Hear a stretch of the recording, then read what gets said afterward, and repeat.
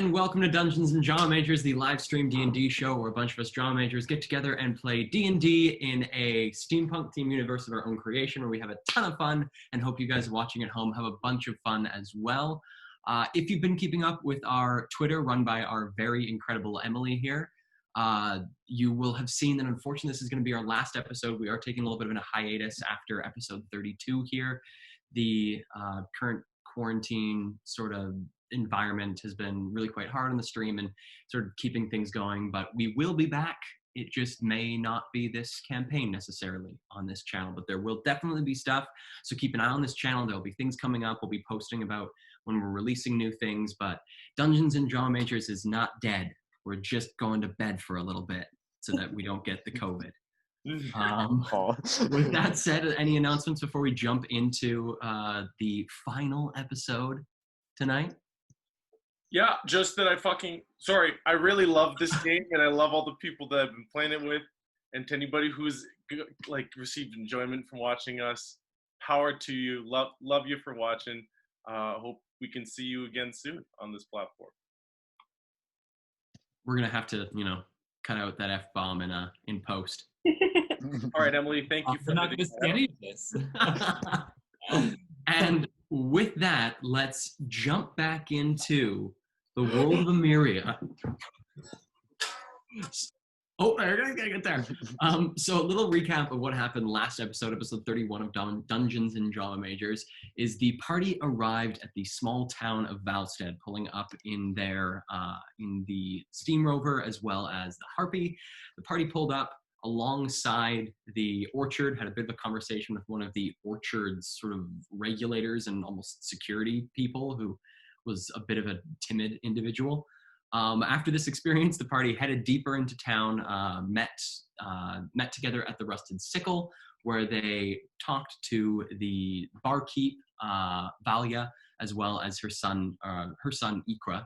And the party began discussing sort of about these two people they were sent to go find and whether they had seen them and yada, yada, yada. And Valia said that yes, they had seen these two people come into the Rusted Sickle and that they had stayed for 3 days and had seemed to be on a mission to acquire some of the schnapps from the Golden Vine orchards, but they had not received this shipment, and so they assumed that these two individuals were going to go by the orchards themselves, pick up this shipment, and be out on their way. The party asked if they could have access to the room these two people stayed in. Valia quite happily gave them access, but told them that one of their regulars is currently using the room, but has also checked out and knows that he needs to be getting going, and that if the party needs to check to make sure that their friends are safe or where their friends may have been, they're more than welcome. And so the party headed down to room 7, popping the door open with Ikra alongside of them, giving them a bit of a guide down to the room. The party found that there was indeed the gentleman who had initially rented, or had afterwards rented this room, an individual named Harlan. And the party sort of slowly entered the room, giving it a bit of a once-over, realizing that Harlan wasn't really reacting to their entrance. The party got a bit closer, found that Harlan was really not reacting to any sort of stimulus, and bringing Ikra in to see if he could figure out what was going on. Ikra reached out a hand to touch this individual and sort of woke him out of this slumber or stupor or stasis that he was in, and Harlan lashed out at Ikra, knocking him unconscious. Isla was able to drag him out of the room, stabilize his wounds, while the rest of the party was able to restrain Harlan, knocking him unconscious and tying him to the bed so he couldn't cause any further disturbances. The party then had a series of conversations with Valia about who this person was and if he has any connections within the city and where he had been and various things. And with this detective work, the party had found out that Harlan was an avid traveler and had been all about in the sort of southern part of Liramar, where the party currently is, in the province of Riss. And they found out that looking through Harlan's sort of personalized book of travel schedules, they found that there was a 12-year gap in some of Harlan's travel logs, and are now trying to piece together whether this 12-year gap had something to do with his current state, or whether it was his recent trip back from post that had something to do with his state. The party found out that George's husband, George, Harlan's husband, George, there it is, lives in town, not too far away, 2 streets up and then 3 houses down. And the party is headed in that direction to break the news to George about his husband's condition, as well as possibly find some more leads in the mystery of Valstead. And that's where we're going to be jumping into today's episode of Dungeons and Drama Majors. So, friends, heading out of the Rusted Sickle, you guys are headed down in the direction of George's home. Anything you'd like to do on the way there in particular? I slip my hand into Rex's.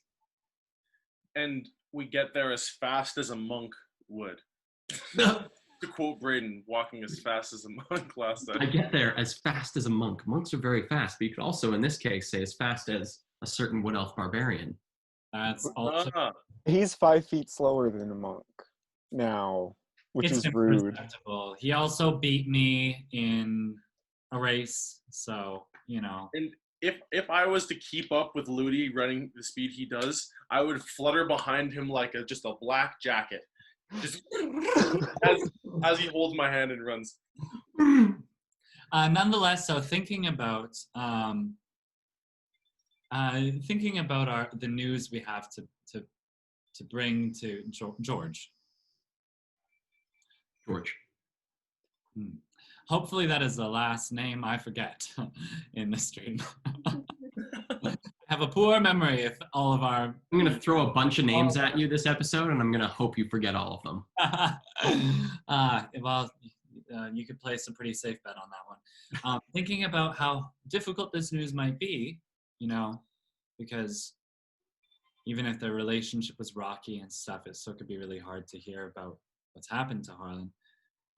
I just put my hand in Rex's, thinking that, now I'm rethinking that.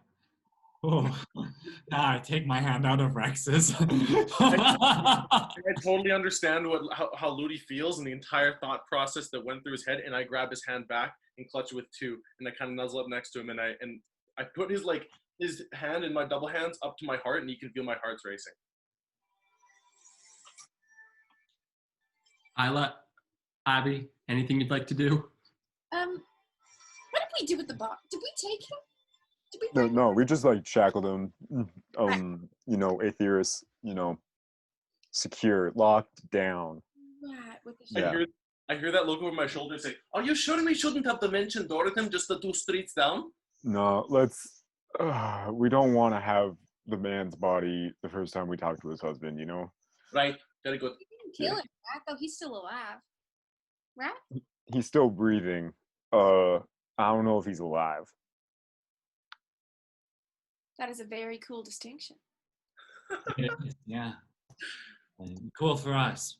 Maybe not so cool for George. I'm going to take my dragon head cane and rap 3 times on the door when we get there.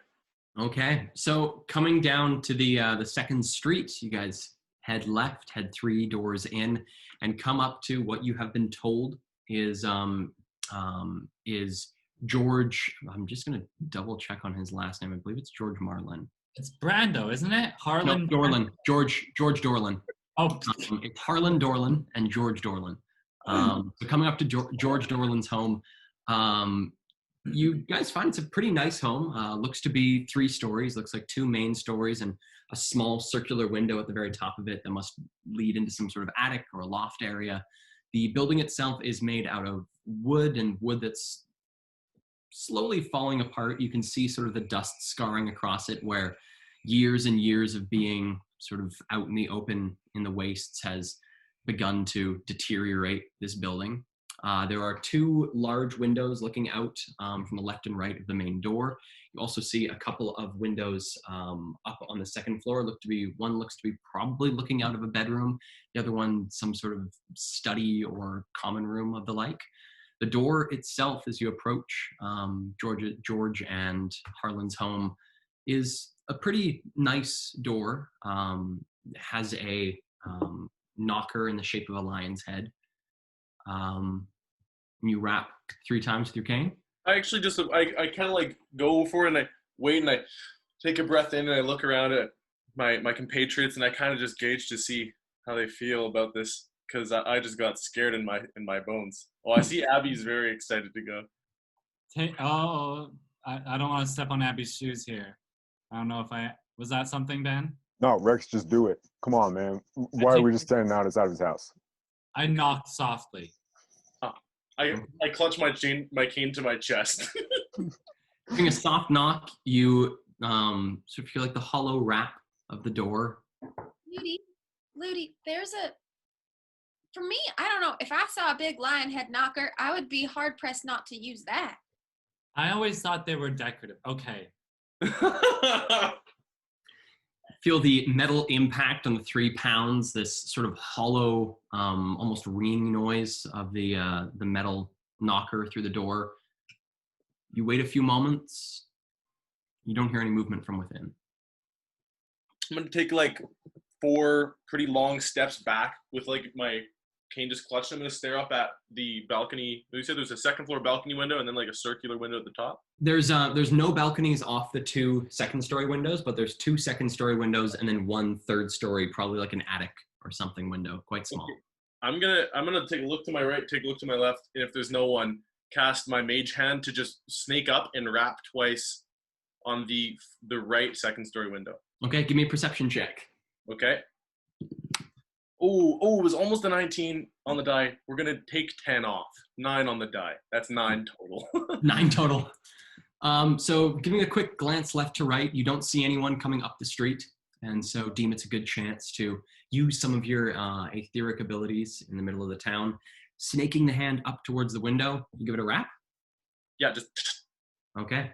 You hear sort of the sort of fragile sound of a ethereal hand banging against a window. Another couple moments pass. You wait to see if the curtains from within move at all. Doesn't appear to be any response. Okay, I take the knocker and I go just a little bit louder this time. Da, da, da, da, and then I say, Marlon? It's Marlon, right? George. Huh? George. No, his last name. What is it? Marlon. Where's Dorlin? Dorlin? Dorlin. I'm saying right, Dorlin? Dorlin. I'm getting some nods. Mr. Dorlin! When he does that, can I Are you home? take my ear and press it to the door and see if I can hear anything inside? Give me a perception check. Nice. And give me a performance check there, Ludie. Yes! I was hoping for that. Oh! Y'all are not gonna believe it. Y'all are not gonna believe me. What did my elven ears hear? Is it a 7? It's another one. It's another one. It's that 20. 27. You're insane. 7. Okay, and your performance check, Ludie? 16. Okay. So Ludie gives a pretty good shout into this house. You feel the group of the 4 of you feel that if someone was within, they would be hard pressed not to hear the small boy shouting out outside of the house.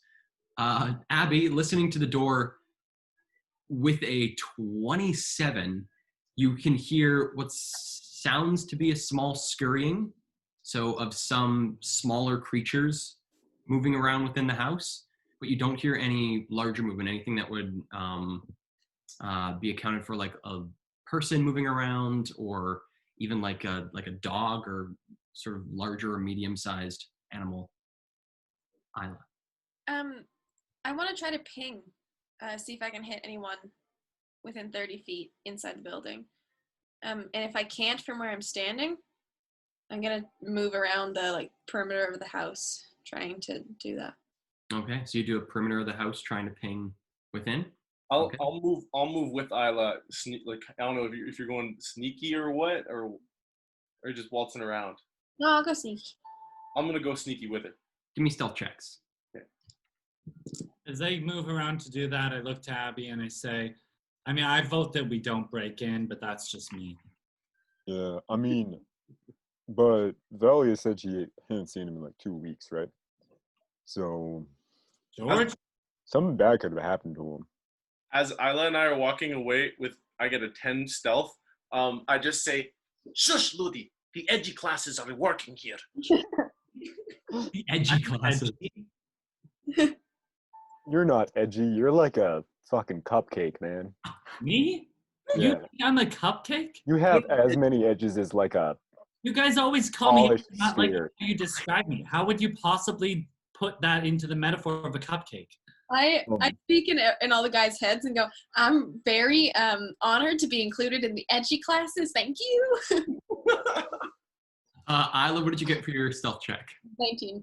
19? Okay. So the two of you begin a perimeter around the house. You head down alongside the right-hand side of the house, coming between this building and the building next to it. There's a pretty decent-sized space between these two buildings, probably the better part of about like 20 feet between the two of them as you head down, continuously trying to ping within, trying to see if you can telepathically, there it is, telepathically speak to anyone within the building. You're not trying to pick them up from within the building. So doing a lap, going along the side, you see another window, looks to be in the room beyond what you can see at the front of the house. Looks like there's a second room deep. There's another window that looks out into the sort of alley area. Coming around to the back, you find a small fenced-off garden. Looks rather small, but also very well taken care of. Looks to be a whole plethora of small vegetables and flowers and various other, some of the more hardy plants that you can plant in the wastes that are placed around the garden. You can see what looks to be a rudimentary sort of sprinkler system that has been put in place with some small brassy cups that seem to be dripping water down on these plants to keep them hydrated even in times when George or Harlan aren't home. Coming around you, there's also a back door to the building. You can see. I have a question about those dripping plant waters. Do they look like they've been recently tended to? Give me an investigation check. Okay. It's hot. 24. 24. So coming over to them, slipping through the small wooden gate into this little backyard, inspecting the probably about 2 or 3 dozen of these little brass implements. You find the majority of them are either just a third of their volume remaining of water or completely empty. So I gather probably haven't been filled recently at all. Probably haven't been filled recently. I say, Ayla, no signs of life. I'm going to try to open the back door. I say, good idea. And I give her cover, kind of like body block. Okay. Give me a strength check, Isla. Strength? Strength. Oh, Oh no. Oh dear. Abbi. Abby, I say once again, yeah, I definitely vote we don't break in. It just doesn't work. I'm It's really like thinking about it, though. the flip back and forth of the camera angles flips back to you guys, back to these guys. My strength modifier is a negative, but I actually rolled pretty good. I rolled a 16. So 15 total. Oh, dope. So trying the back door, this back door, judging by the way the wood has been shaped and looks like chipped and warped, it's pretty old in a portion of the house that looks like it's in need of some repair. As you turn the knob, you find the knob is unlocked, and pushing the door open with that strength check, you for a moment see a flash of silver between the door and the door frame. And as you push in, the silver snaps and you find that you've broken this small silver chain that was being sort of used as a way of keeping this door closed. Oh. But was by no means anything that would stop someone from breaking in. I'm going to reactively put a hand out and like just push her and I back away from the door like 5 feet. Okay, and you hear the as the door opens and comes to rest. Comes to rest? Oh, Abby. Comes to rest. Just stops moving. I was like, the door is a mimic? It's coming at me? Coming at you. Also, Abby, if you knew even the half, would have no doubt there'd be no doubt in your mind that I was in fact a very edgy person. All right, I'm just saying you wouldn't fight me earlier, so I don't remember that. you're soft. You're fucking 10-ply, bud. 10-ply? I don't even get that reference. So way to go. I come running, but it's still in speak around the house like this. And I go, guys. And I come around, I say, Isla, open the back door. Come here, come here, What? come here. We didn't vote on that. I was literally just talking to Abby about how we shouldn't break in. I'm already going back towards that door. You No, were making some good Abby, points. we make a stand. We've had enough of these lack of group decisions. I am inside the house right now, walking in through the. I mean, With this? Hello? I kind of want to see what's inside. I'm sorry, Ludie. We can talk about it later. Okay. Suit yourself. I'm staying here, and I sit down. So you guys came around, told them, and are now back at the back door? I never Nope. left. I just went when he went Or you around. just I've went been- right in. Ran around to the front door, and I've just sat down to firmly take my place. I don't Okay, think- there is a porch if you want to like just sit on the wooden porch of this building. Okay. So Isla, you enter the building. George, hello? Give I'll me enter- a perception check coming into this building. I'll enter shortly behind.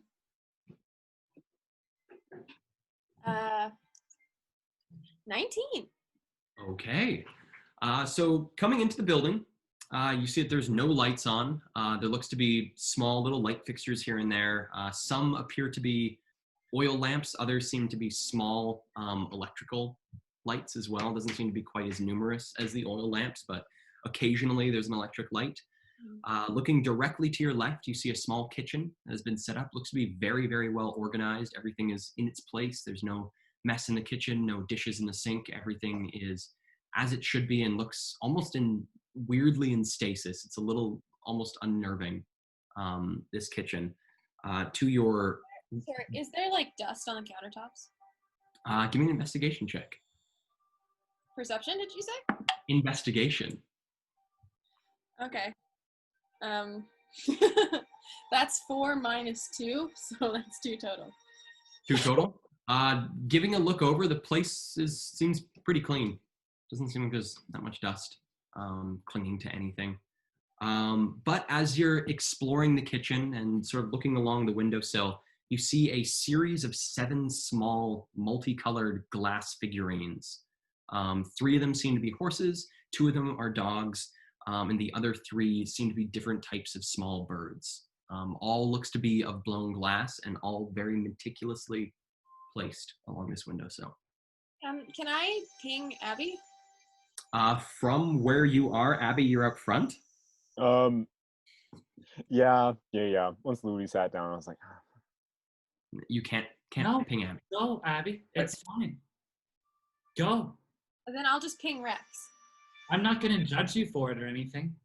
I'm right behind you, Isla. Rex. Are you inside the house? Oh, never mind. I'm gonna just go, what? And then I'm just gonna move past her and look for a hallway or a way that I can see the front door from within the house. From right when you came in the back door, there looks like there's a small corner that leads, a small little corridor that hits a corner and looks like it leads further into the house. However, coming into the kitchen with Isla, you do see that there is a room that branches off to the right and sort of heads also towards the front of the house. I'll go that way. Okay. While he's gone, I'm going to try to steal the glass birds. Just not the other ones, and I don't want him to see me. Okay, give me a sleight of hand check. Hey, Abby, in the grand scheme of big deals, it's not that big of a deal. If you think it's fine, go in. I just feel kind of uncomfortable about the situation, so I'm going to stay here. I'm not actually going to be judging anyone. Isla? 15. 15. Rex, what's your passive perception? Well, it's funny you say that. It's 10 total. As she makes the check, I turn around and say, "Oh, Nyla, don't take anything." And then I go to the door. So you don't even notice that as you turn around to say that, Isla has all 3 birds in her hand down at her side, and looks like you caught her like halfway through the act, but you don't notice. She has all 3 in her hand. Don't see them. I put them in my backpack and carry on. Okay. Rex, heading into this room, you find yourself entering what looks to be a combination of a dining room and living room. You see a large wooden table, pretty well right as you come out of the kitchen. The table is set with 6 chairs, 2 along either side, and then 1 at each end.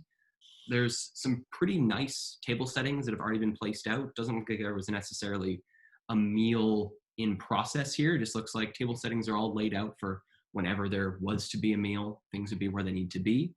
Beyond this sort of dining area, you then find yourself in like a living area. There's three pretty rough looking couches, all placed in a semicircle around the front window, sort of looking out of the front.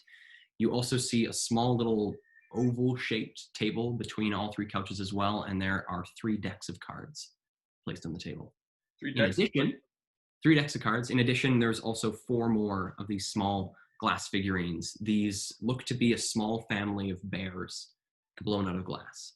I kind of look at them, smile, and think, and I look up to about where the eye line of Abbi would be.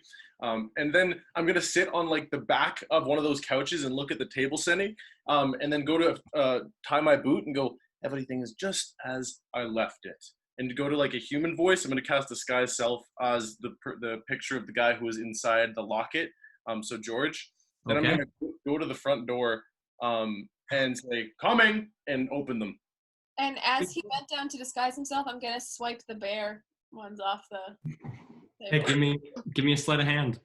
Wait, before Vex opens the front door, Abbi was gonna say something. I just want to hear what he was gonna say before. I'm just saying, like, last time we entered a missing man's house, we then like had to fight those big guys. Things could have gone really badly. Like, they're already in there. Like, what if they get jumped again? We should probably be in there to, offer some rough stuff. When you started that sentence, I thought you were going down the direction of last time we entered something bad happened, so I'm with you, Ludie. But in fact, you were using, yes, I hear, go. It's absolutely fine. Well, now I feel bad. So as Abbi begins to loop around the house, heading towards the back door is open, you hear from within a voice. Both of you give me investigation checks. Me? Who? Both Ludie and Abbi. Should I roll deception? Roll deception as well. Yeah, that's a big 2. Big 2. 16. 16. Rex? My deception? Mm-hmm. No word of a lie. 17. Okay. Oh, so but can we have lover's recognition so I can just sweetly say hi, Rex, as soon as he opens the door? Come on. Well, actually, I'm going to do it here. I don't know.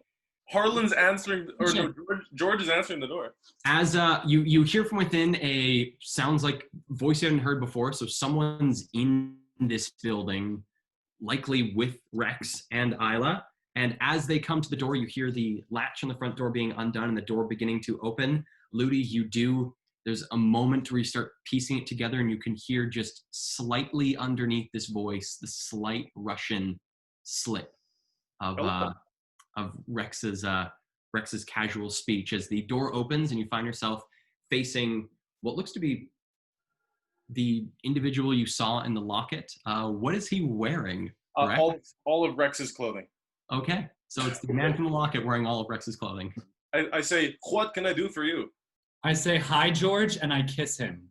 You like hit a beak, a dragonborn snout before you get to my face, and I just let it all just. I expect it. I kiss the snout.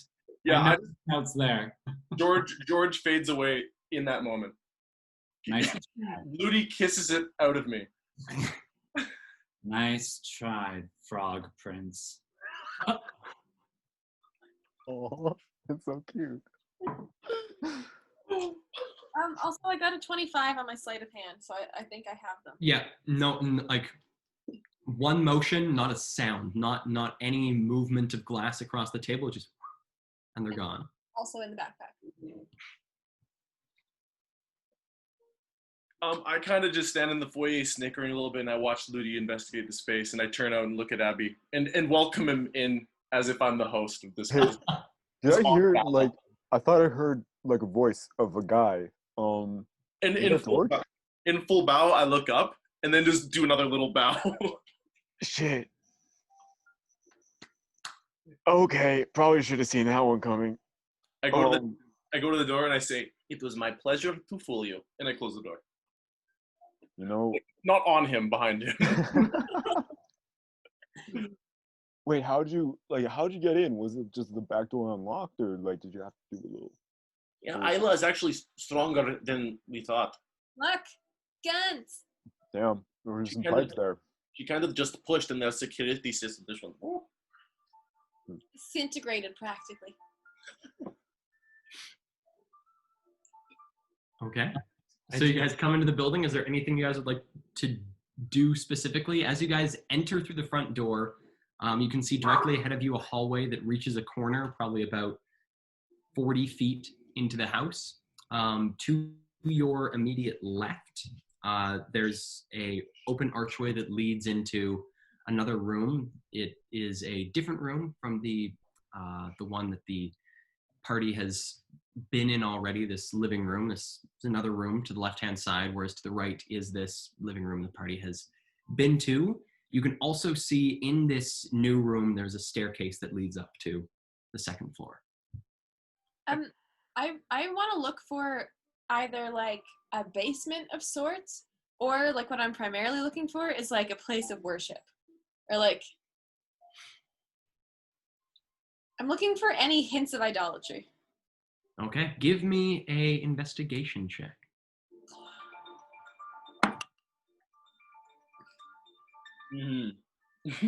What an investigation as a whatever your class is.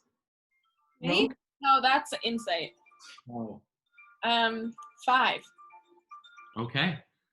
So Isla begins a sweep of the first floor, looking for anything that would point towards any sort of worship of George's. What would everyone else like to do? I kind of just turn to the group and say, okay, all joking aside, we are now in somebody else's house. Do you think we should call out one more time to maybe tell them that we're here? I think they're not here. Sorry, Abby, what? No, you go. No, you go. No, you go. You had something much better to say than I. So How do you know that? I didn't say it yet. No, it's true. Ludie probably was going to say something more important. Your own opinion. Oh, I just said that you're probably going to say something more important. yeah, Ludie, what were you gonna say? It's I true. would say that. Why do I feel like I'm being tested? I'll answer the question. What I was going to say is that I think if he was home in some secret place, he either does not want to be seen by us, or he's not here, and we should just move on to the orchard.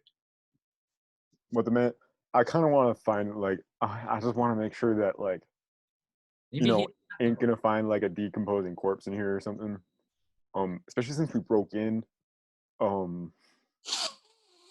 Shit, this is bad. I'd like to do y'all. a smell check, Kill. Okay, give me a perception check. I'm looking for. A smell check. Perception check. Like, can we just call it a smell check? Smell.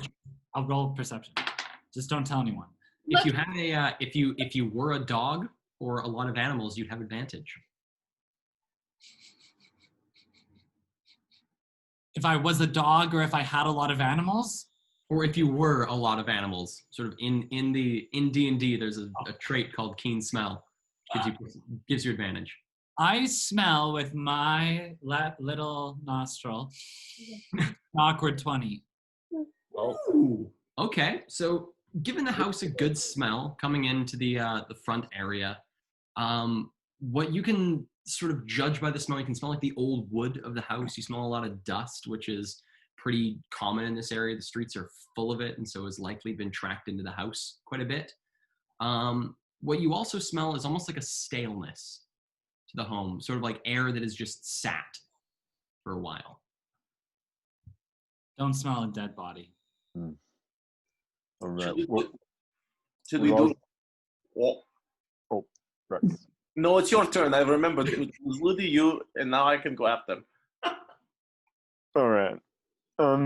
We've also dealt with like one guy who wasn't exactly responsive today, so that's probably the other option that we want to, make sure of, just in case, there's two peas in this pot, huh? So maybe sweeping the rooms. Yeah, I'm gonna go upstairs if someone wants to join. I'm coming with you. You guys, Yeah. I'm looking for like anything religious Or anything like spooky. I'll let them know if I see something. Okay, but I think we should also look for another travel diary. If he kept this journal, maybe they both kept some. Oh. I'll keep an eye out. My searches are not very fruitful. I'm gonna just like keep in like as we move through the house, keep an eye out for those things that Isla mentioned. Okay. So Isla, over the probably like the better part of about like 5-10 minutes as you're searching this main floor, unfortunately you do not come up with anything shrine worthy. You don't find anything that looks to be like a small little place of worship. You do find, as you're examining more through this common area where the stairs are, looks to be sort of like a second living room. This looks to be more a place for entertaining guests. Looks more like the spot where you'd have a bit of a party or you'd have a larger gathering of people in this room. You find some more of these small glass statues. You find 3 that look like different colored snakes. One is purple, one is green, and one is orange. You also find another one that is a coiled snake with its face up, but in place of sort of the upper portion of a snake, it looks to be that of a human. You also find one that looks to be looks like a 4-legged animal with these large feathery wings on its back, and it has the sort of face of a bird, creature you've never seen before, as well as one that is large, looks almost like a bear on 2 legs with these very, very long arms. Okay, I'm gonna take the 3 of those just in my hand. Can I look at these things? I've seen a lot of them now. But can I look at this or any of the other ones and just see, are there any markings on them? Like, do they look like, you know, the people that have those statues in their houses of like a child reading a book and a mother with a pregnant, like there's like millions of them. Does it just look like something like that? Or does it look like something like, I don't know. Give me an investigation check. Oh God. Awkward 1. Searching over them for any sort of purpose or reason for these, the only thing that you can find is on the underside of all of these figurines cut into the glass is a GD. Oh. George Dorland. Wow. I'm just gonna come out into any area where I think the boys are and call for Ludie. Okay. The 2 of you headed upstairs, or Ludie, were you going upstairs as well? No, I stayed in the front entrance. Okay. So Abbi and Rex heading upstairs. This is a little bit before Isla calls out. Coming up the stairs, you guys find yourself in a hallway. The hallway opens up probably about 15 feet beyond you. To your left, as you come into this opening in the hallway, looks like it enters like a small little common area that looks out of a window into the backyard. Off of this, there's a bathroom and a storage room. On the right side is the bathroom, left side is the storage room. And then coming sort of right off the this central hallway, there's the master bedroom, and attached to the master bedroom looks to be a small study. Want to go big or go home to the room where all the magic happens? Yep. I'm gonna go take that right to the master bedroom. Okay. Give me a perception check coming into this room. Can I do as well, please? Please. Oh, actually, mine's great. 19. Okay. 9. So both of you glancing around this room, you both see a large bed pressed up against the left-hand side of this room. Large bedposts, curtains all around it. Looks like the bottom portion of the curtains has been opened, and you see a very pristinely made bed. On the right and left-hand side, you can see of this bed, there are 2 small side tables. one has a series of small, looks like liquor bottles on it, and another one has a small ashtray for what looks to be a half-smoked cigar laying in it. Attached to the ceiling of this room is a small chandelier that, if it were turned on, would provide a moderate amount of light to this room. Besides that, there are two bookcases, one on either side of the room, and a large sort of oval-shaped carpet at the room's center. Besides that, the room doesn't seem to have a whole lot going on. Is there smoke coming off of the cigar? Coming up to the cigar, you can immediately see no. Okay. Oh, okay. Kind of look around the room. No one's here. No. Looks like he had time to make his bed too before he left. Well, it seems planned, you know? Like he just was about his day. Where could he be? Hmm. I guess I kind of leave the master bedroom if there's nothing of note there, but if we cut to them too, that's cool. Okay, so while you're in this master bedroom doing a bit of a search, that's when you hear Isla call out. But Abbi, is there something you want to do? I guess afterwards we can get to the study. Okay. Yeah. So Isla calling out to Abbi, calling out to Ludie. Ludie, Yeah? here. I come up to him and I pass him 2 of the figurines. Do you, where you grew up, do people have these in their houses? What are they? Sorry, Cal? They're small glass figurines, and these 3 that she's handing you are very odd creatures, not sort of like the usual creatures you'd see. Do I recognize either the crafts person, because I can tell, I'm assuming I know this is glass blowing art. Mhm. I did that as a hobby. Yeah, and you've seen it before. You know glass blowing. So I'd like to do an investigation check / a history check or whatever to see if I recognize the potential crafts person, if I've ever seen the creatures before, if I recognize the kinds of creatures they are, or if my home, if we had anything like this in my home, and if there's any meaning, that sort of thing. Okay, give me an investigation check. Okay. With advantage, by the way, with advantage. Okay. Thank God I got a nat 1 and a nat 20. Nice. Plus 1, nat 20. Okay, so 21. Going over these small glass figurines, you don't recognize the engraving in the bottom, the GD. Don't know. You immediately assume GD is George Dorland, but you don't recognize George Dorland from any other glasswork that you've seen throughout New Eden or anything like that. You do recognize the craftsmanship of it, and as you're looking through the glass, you can see a lot of impurities, a lot of spots where there's small air bubbles mixed in with the glass. Looks like it was probably either done at home or somewhere where you didn't necessarily have the greatest tools, but besides that, you can see that the craftsmanship is there.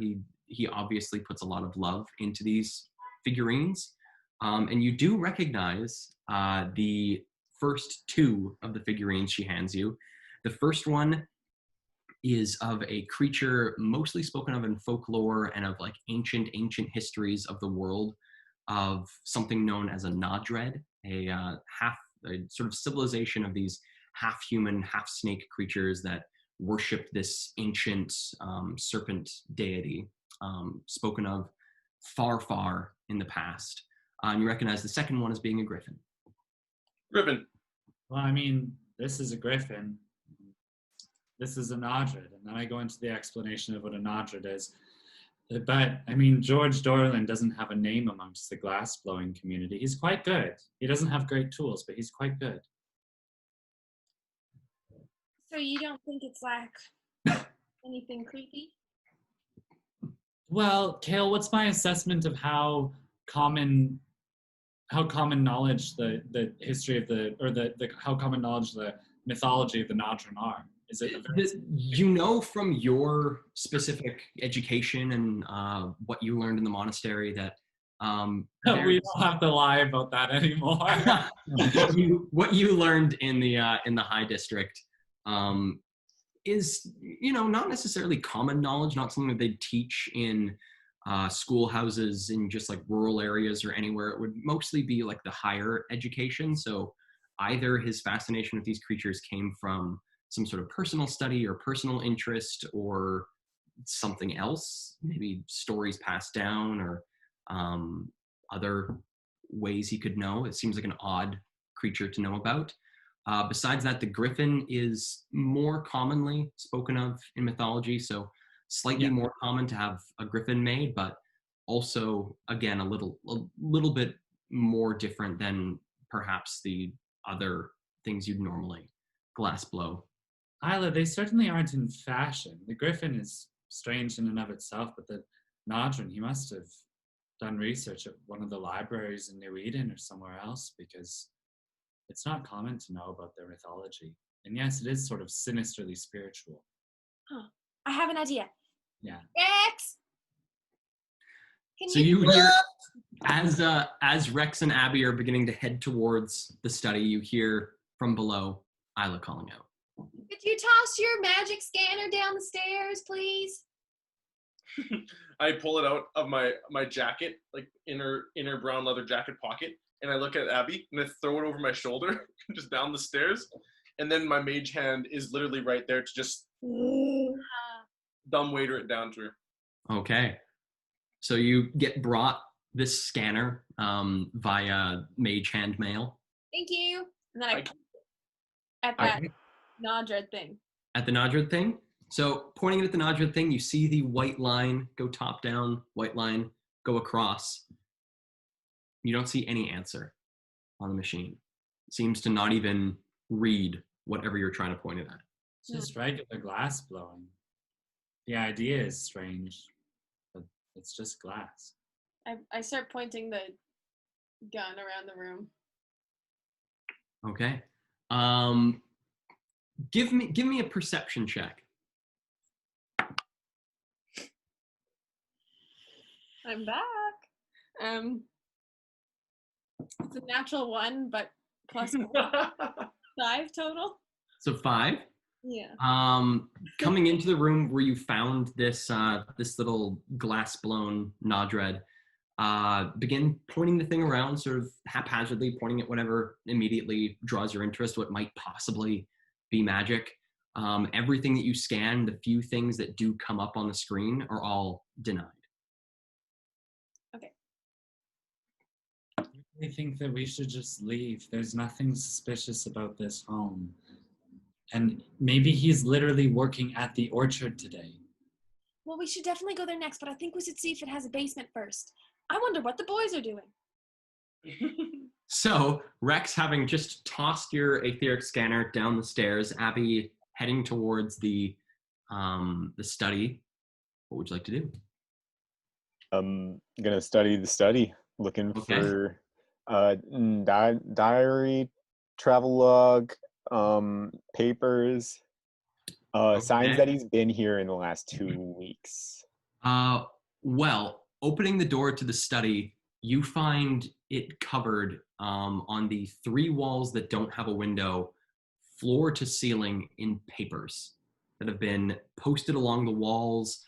There seems to be small lines of either black thread or black yarn sort of pointing things to each other. You see small books open on a very overcrowded desk. Looks like there's been ink pots that have spilled over, pencils that have been brought down to just nubs, and there are drawings everywhere.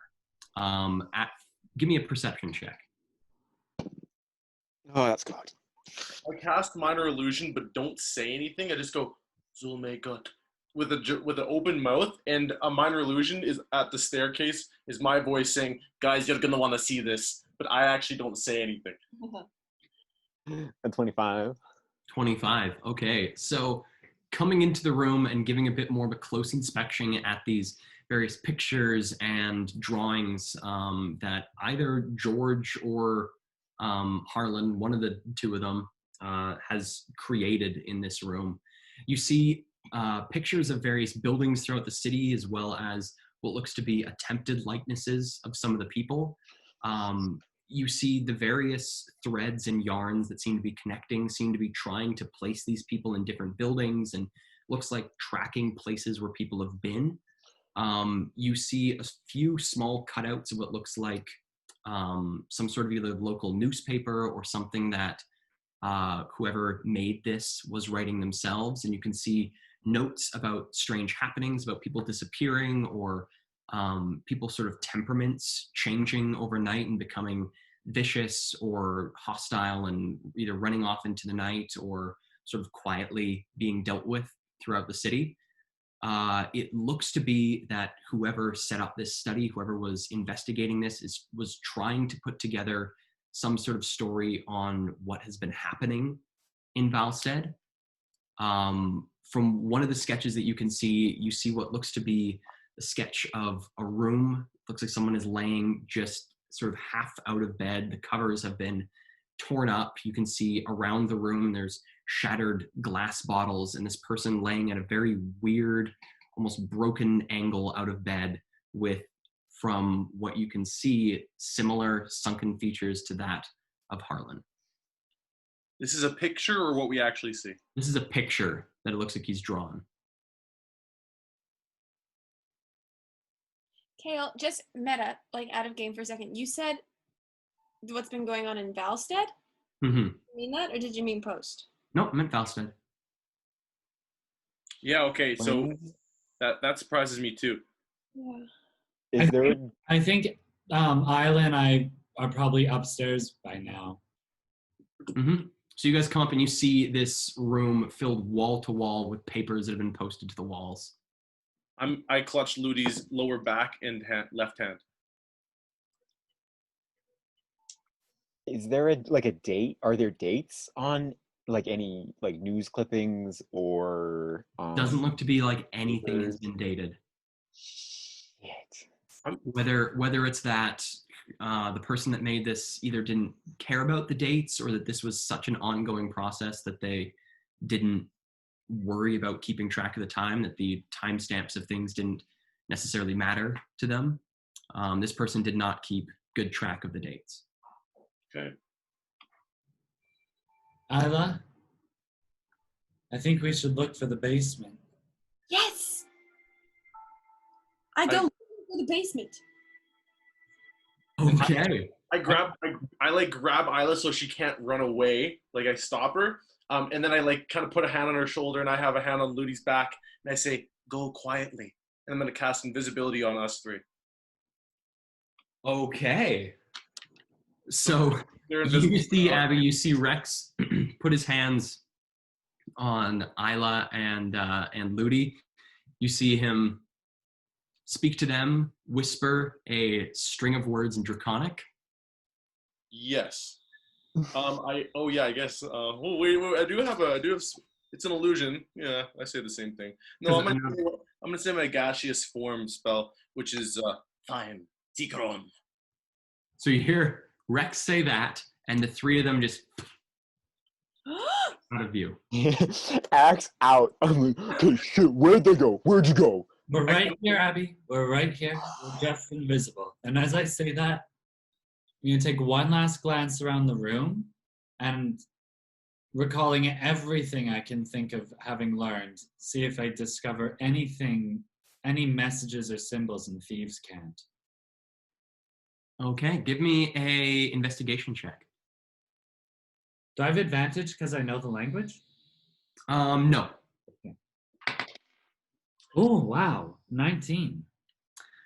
Looking around through the pages, trying to make out anything you can see in Thieves' Cant, which often in a situation like this would either be small symbols, either placed looking almost haphazardly across pages that might sort of, when combined, string together some form of a message.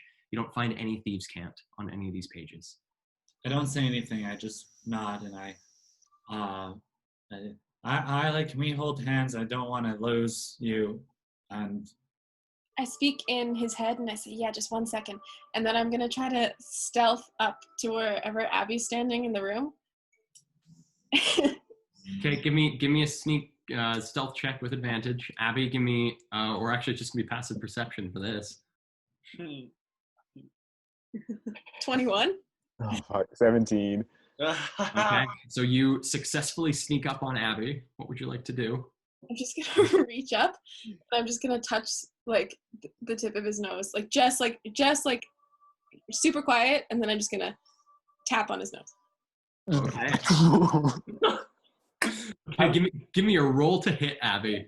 I just wanted to say, and I was Disadvantage. I just wanted to say I was planning on walking up to Abby to put a hand on his shoulder, so my face is also probably close, if that helps determine things. What? Am I proficient in Yeah, box with your fists. 19? Oh, that'll do it. So 1 plus your strength mod. 4. So you take 4 points of bludgeoning damage as instinctively Abby's fist comes up and clocks you along the bottom of half of your jaw. You feel Shit. contact with me, and then you hear pong as I hit the ground on the other side. Oh shit. What was that sound? Who was that? What was that noise? What did I just? That's okay. I'm sorry. That's on me for trying to play. I thought we were like having. Like I sorry, I knew you were invisible. That was just a gut instinct. I'm sorry. I try whispering where I think Ludie is, and I just whisper to Isla, and I say, Ludie, Isla just got punched in the face. You can see? No, but I could see that Abby just threw his fist in the air, and Isla sounds shaken up. Isla, you bleeding, hon? No, I'm good. I'm Next. okay. Let's go. Branded thing from another world. So let's go find the basement. My hand is outstretched. Okay, I'm reaching for it. Abby, I'm walking by past you now. Don't attack. Okay, I'm a friend.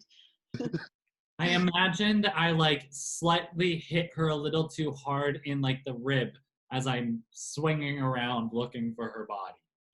Okay, I'm here. I'll grab you. I got you. You got me.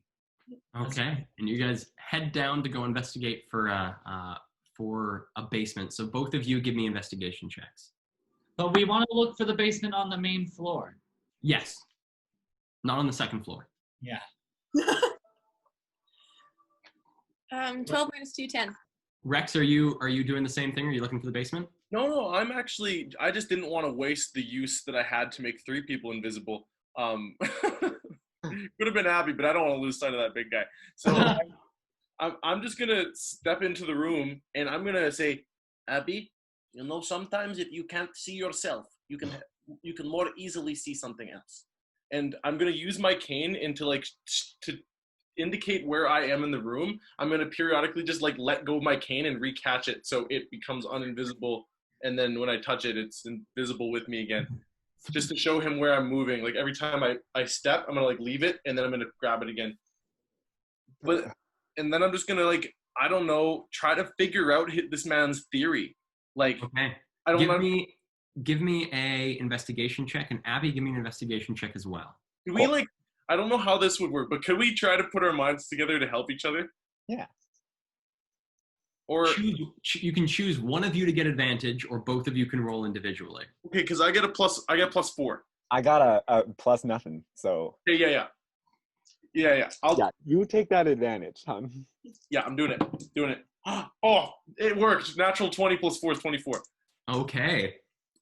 So while you hear Isla and Ludie sort of like thumping against walls as they head downstairs. Why are we thumping? I don't know. You guys both just seem clumsy. Mostly Isla. Isla also got punched in the face. The 2 sneakiest bastards in the party. They're just like. Emily might be clumsy. Isla's pretty smooth. While they're heading downstairs, you two putting your minds together, trying to figure out what was going on. You zero in on a series of pages which, judging by the ink used on them, seems to be the freshest, sort of like the least faded of all these various parchments and bits of paper and drawings. And it seems to be that whoever set up this investigation had come to the conclusion that a lot of the people who had begun to have these weird changes in them or various other disappearances throughout town were connected somehow to the town hall, had either been to the town hall recently or had just gone there, or either worked there or had some sort of affiliation with it.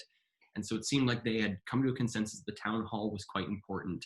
And as well, next to this, they have circled a small, looks like an article about a recent discovery of some long abandoned mine shafts underneath the town itself that had been abandoned long before the fall, so long before Valstead was even founded.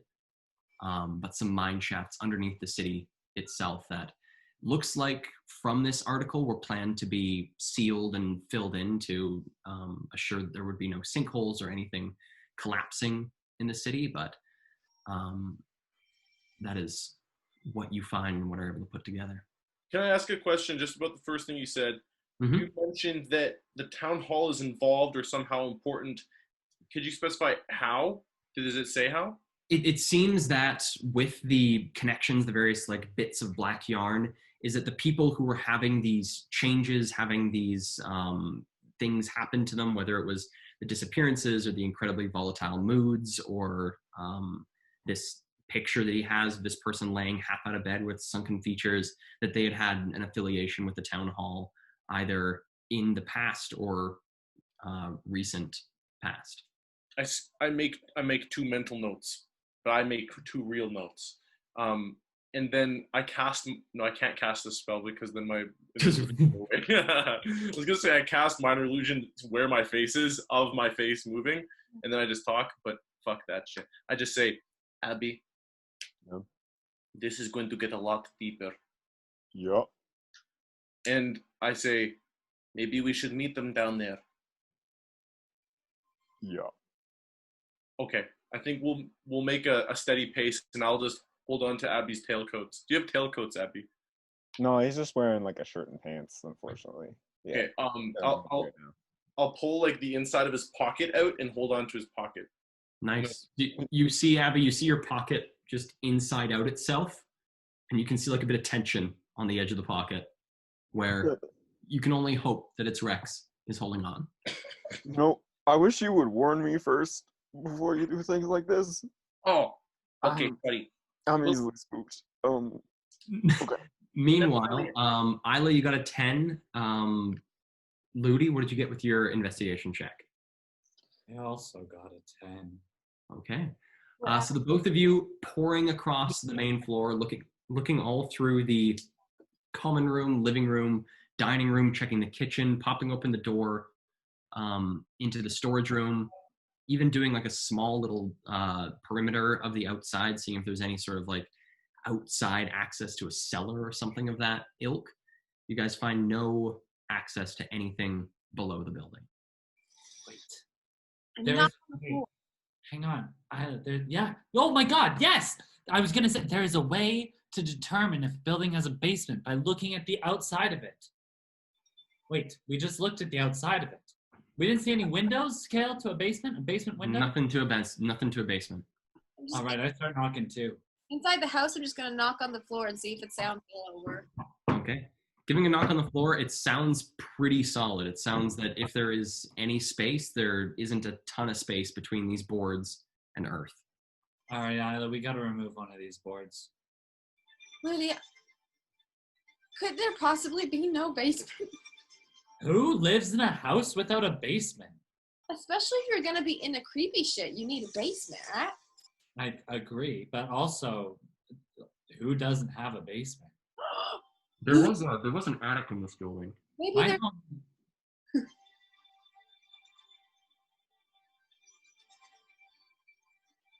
I What? run upstairs. I grab him and then I run upstairs. And I think to myself in my head, oh, that was close. I also don't say anything as we run past Abby. Okay. So you guys push past Abby, heading upstairs. Both of you still invisible. Abby's sort of like slowly heading downstairs. Both of you invisible, push past him. Abby, there's like this, feels almost like a rush of rigid air beside you as both of them push past you. Rex, you also don't see the two of them coming, and they almost take you out on the stairs as no one sees each other coming as you both slam, sort of going opposite ways down and up the staircase. I say a curse in Draconic and go, Kurosa! Oh! Kurosa yourself! Isla, are you thinking what I'm thinking? The attic? If there's no creepy basement, there's gotta be a creepy attic. Okay. I nudge Abby and say, there's got to be. And then I'm going to kind of tug in the direction up. You tug up on Abby's pocket. Okay, Isla, shall I go on your shoulders or should you go on my shoulders? From coming upstairs and taking a left into the common room upstairs that looks out into the backyard, you can see at the center of the room there is a small string with a ring on it, probably about 6 feet up, that looks like it pulls down a hatch and hopefully a ladder. All right, before even thinking whether or not we can reach that string, Isla, if you were to rate your strength on a scale of 1 to 20, what would you give yourself? I would give myself about 15, 16. However, I've had this conversation with Abby before, and he'd give me like a 9. So. I see. I would. Yes, I think I would be about an 8. Okay, so. So I'll get on your shoulders. Okay. All right, I'm climbing up. Okay, Ludie, give me an acrobatics check. Isla, give me a athletics check. Oh my god. Oh my god. Oh my god. Oh my god. Natural 20. Athletics though? It's acrobatics for you, athletics for Isla. 27. Oh my god. Isla?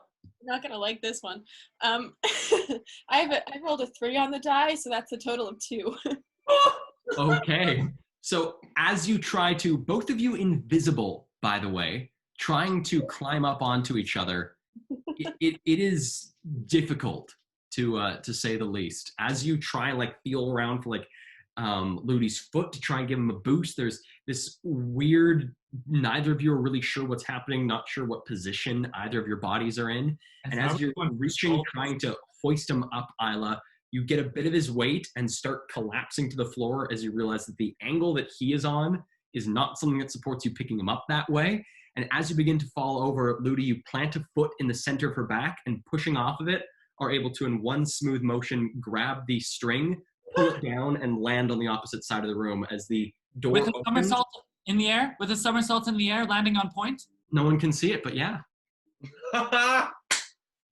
And the string is pulled, you see the hatch in the ceiling open, and a tum, tum, tum. These sort of 3 portions of a ladder fold out and impact the floor. Oh, that's nifty. Very nifty. And thank God no one could see that. I don't even know what it looked like. I think I did something kind of cool, but I'll never know. Definitely did not. You know what? Water under the bridge.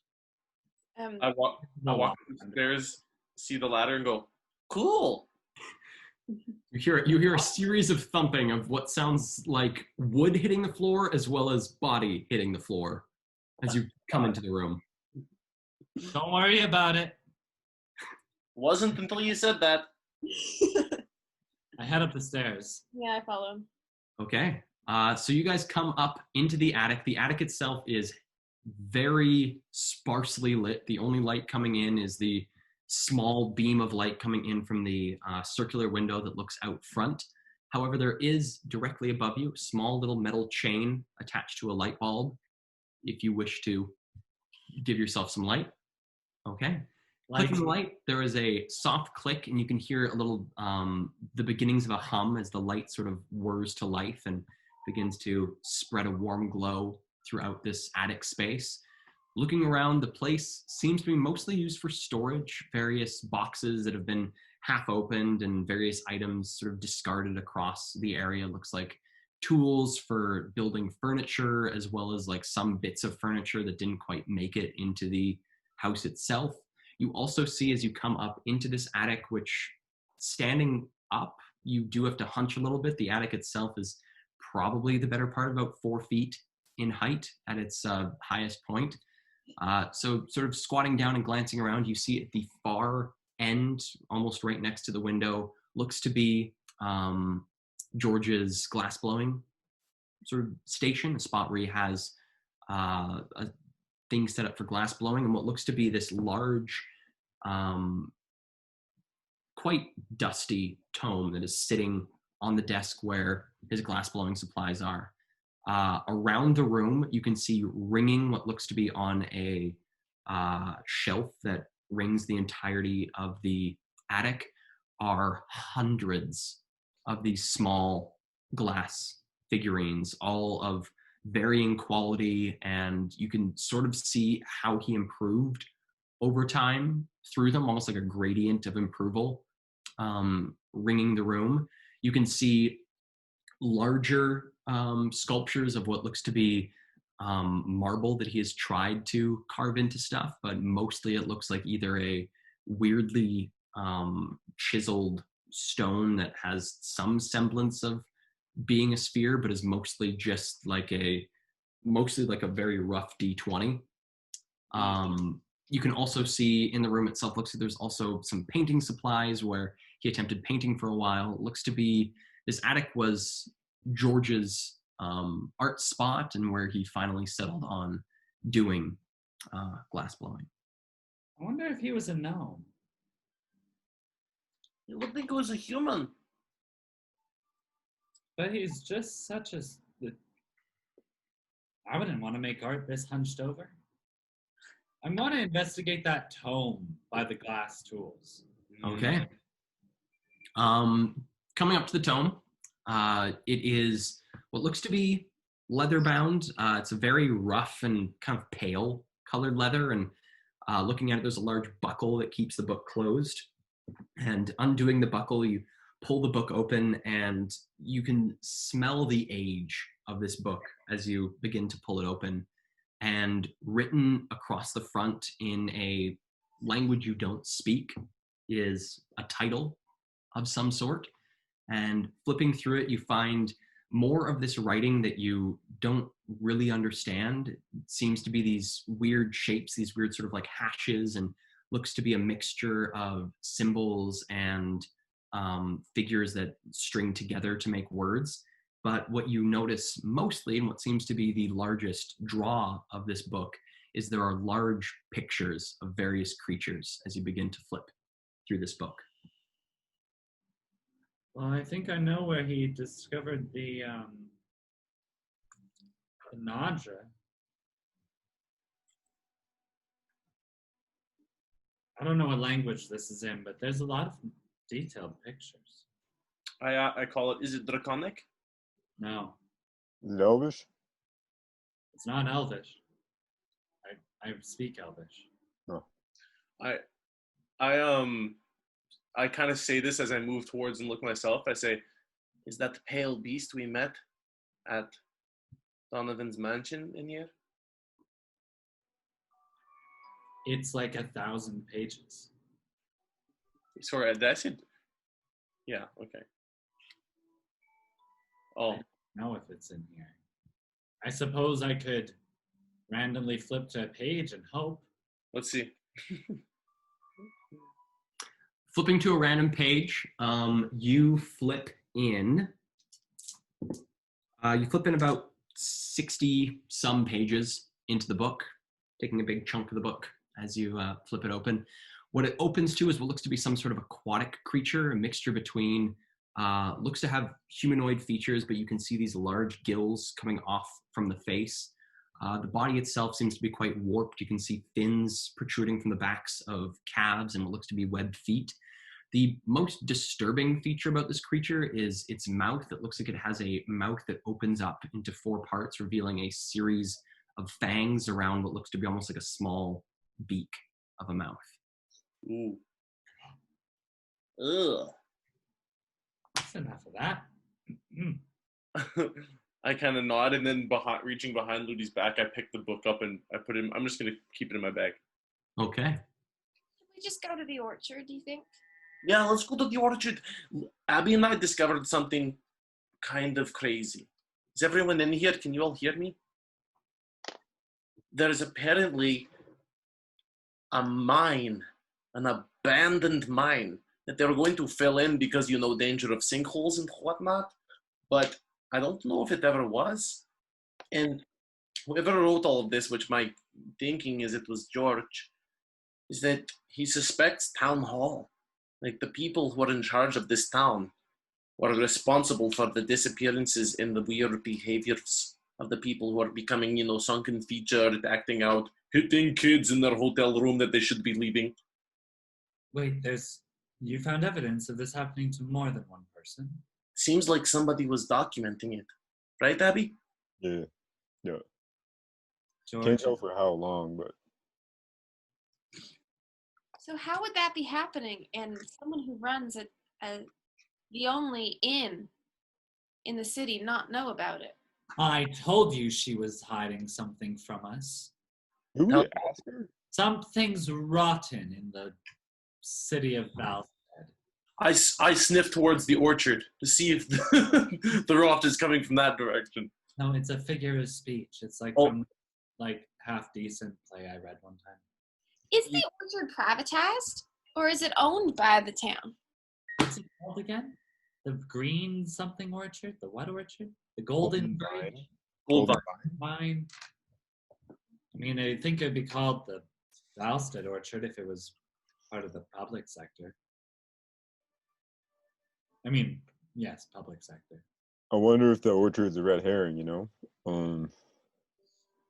I don't know. Maybe we want to go to the town hall. That would be pretty direct. Yeah. Well, we have to ask ourselves, at this point, what's more important? Finding George or getting the job done that we were sent here to do? We have every reason to think that the orchard is the best place we go next to figure out where those two people are, whose names I also can't remember at the moment. It's Nadine and Sadrin, but it's also our only connection to Harlan and to Nadine and Sadrin. We know they've all been there. It's true. So it's probably our next step. I think the orchard as well. But, nothing there. We could check out this town hall. Maybe they're being held in the mines under there or something, if those mines exist. That would explain the no basement. Too faulty of a foundation. Right? There's tunnels underneath. Yeah. Not He's saying- a smart one. Just a quick question. When we get to the orchard, should we be like, hello, friends, we are here looking for a tour. What can you show us? Or should we be like, hello, friends, we are looking for people. Maybe we should just add, because we know that Dean and Sadrin were meant to go there, right? Like they went out to figure out where the shipment was. Maybe we can just be honest, And Yeah. also, if the whole town is in Yeah. on it, they already know that we're here, and they already know that we're looking for Sadine and Natrin. So Right. Do you think they would mind if I pointed the scanner at them? Yeah. do it subtly. actually. Yeah. They'll probably think you're trying to kill them. Yeah. What if I do it discreetly? Yeah, no, totally. Do it discreetly. More Speak- discreet than that, but yes. Speaking of kill and discreet, if we are going to do the thing, which is that we are hired for, we are doing the same thing that Nadine and Sadrin went for as well. And if they went to the Rusty Sickle and did not pick up Golden Vine schnapps there, and instead went to the orchard, and then that was the last place they were seen, we might also be subjected to similar circumstances. In which case, we'll find them and then use our skills to save both us and Kill! Yep. In which case, we should also be extra nice to each other. I love you guys. I love you too. All of you. Love is a strong word. I mean, I'm kidding. I'm kidding. I put my hand in as if we were about to do the survive, thrive, keep each other alive. I say, but we're not friends though. We can't see you. I'm gonna break concentration now. Ting! And all three of you materialize. Oh, look. I put my hand in. You're right, Rex. We're not friends. We're family. No, We're I not have a family. Okay. What the fuck are you talking about? Okay, and quick as a monk, I walk out of the attic and I head out the front door.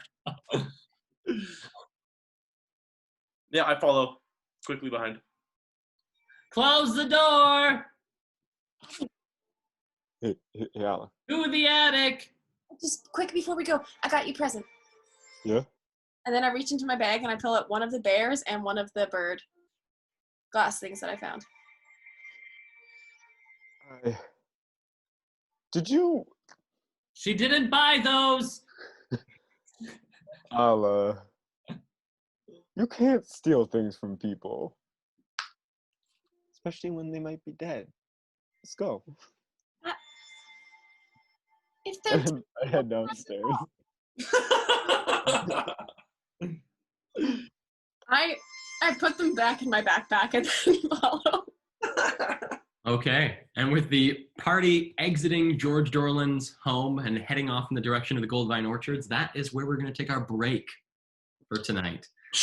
Take this opportunity to wash your hands, get a snack, get a drink, go to the bathroom, subscribe to our channel if you haven't. If you subscribe now, then perhaps when we come back from this hiatus, start posting some new cool content, you guys will get updated when stuff starts getting posted. You guys won't have to be like, I wonder if Dungeons and Drama Majors is going to post anything new, because your phone or tablet or whatever you use to access the internet will be like, hey, Dungeons and Drama Majors, they're doing something.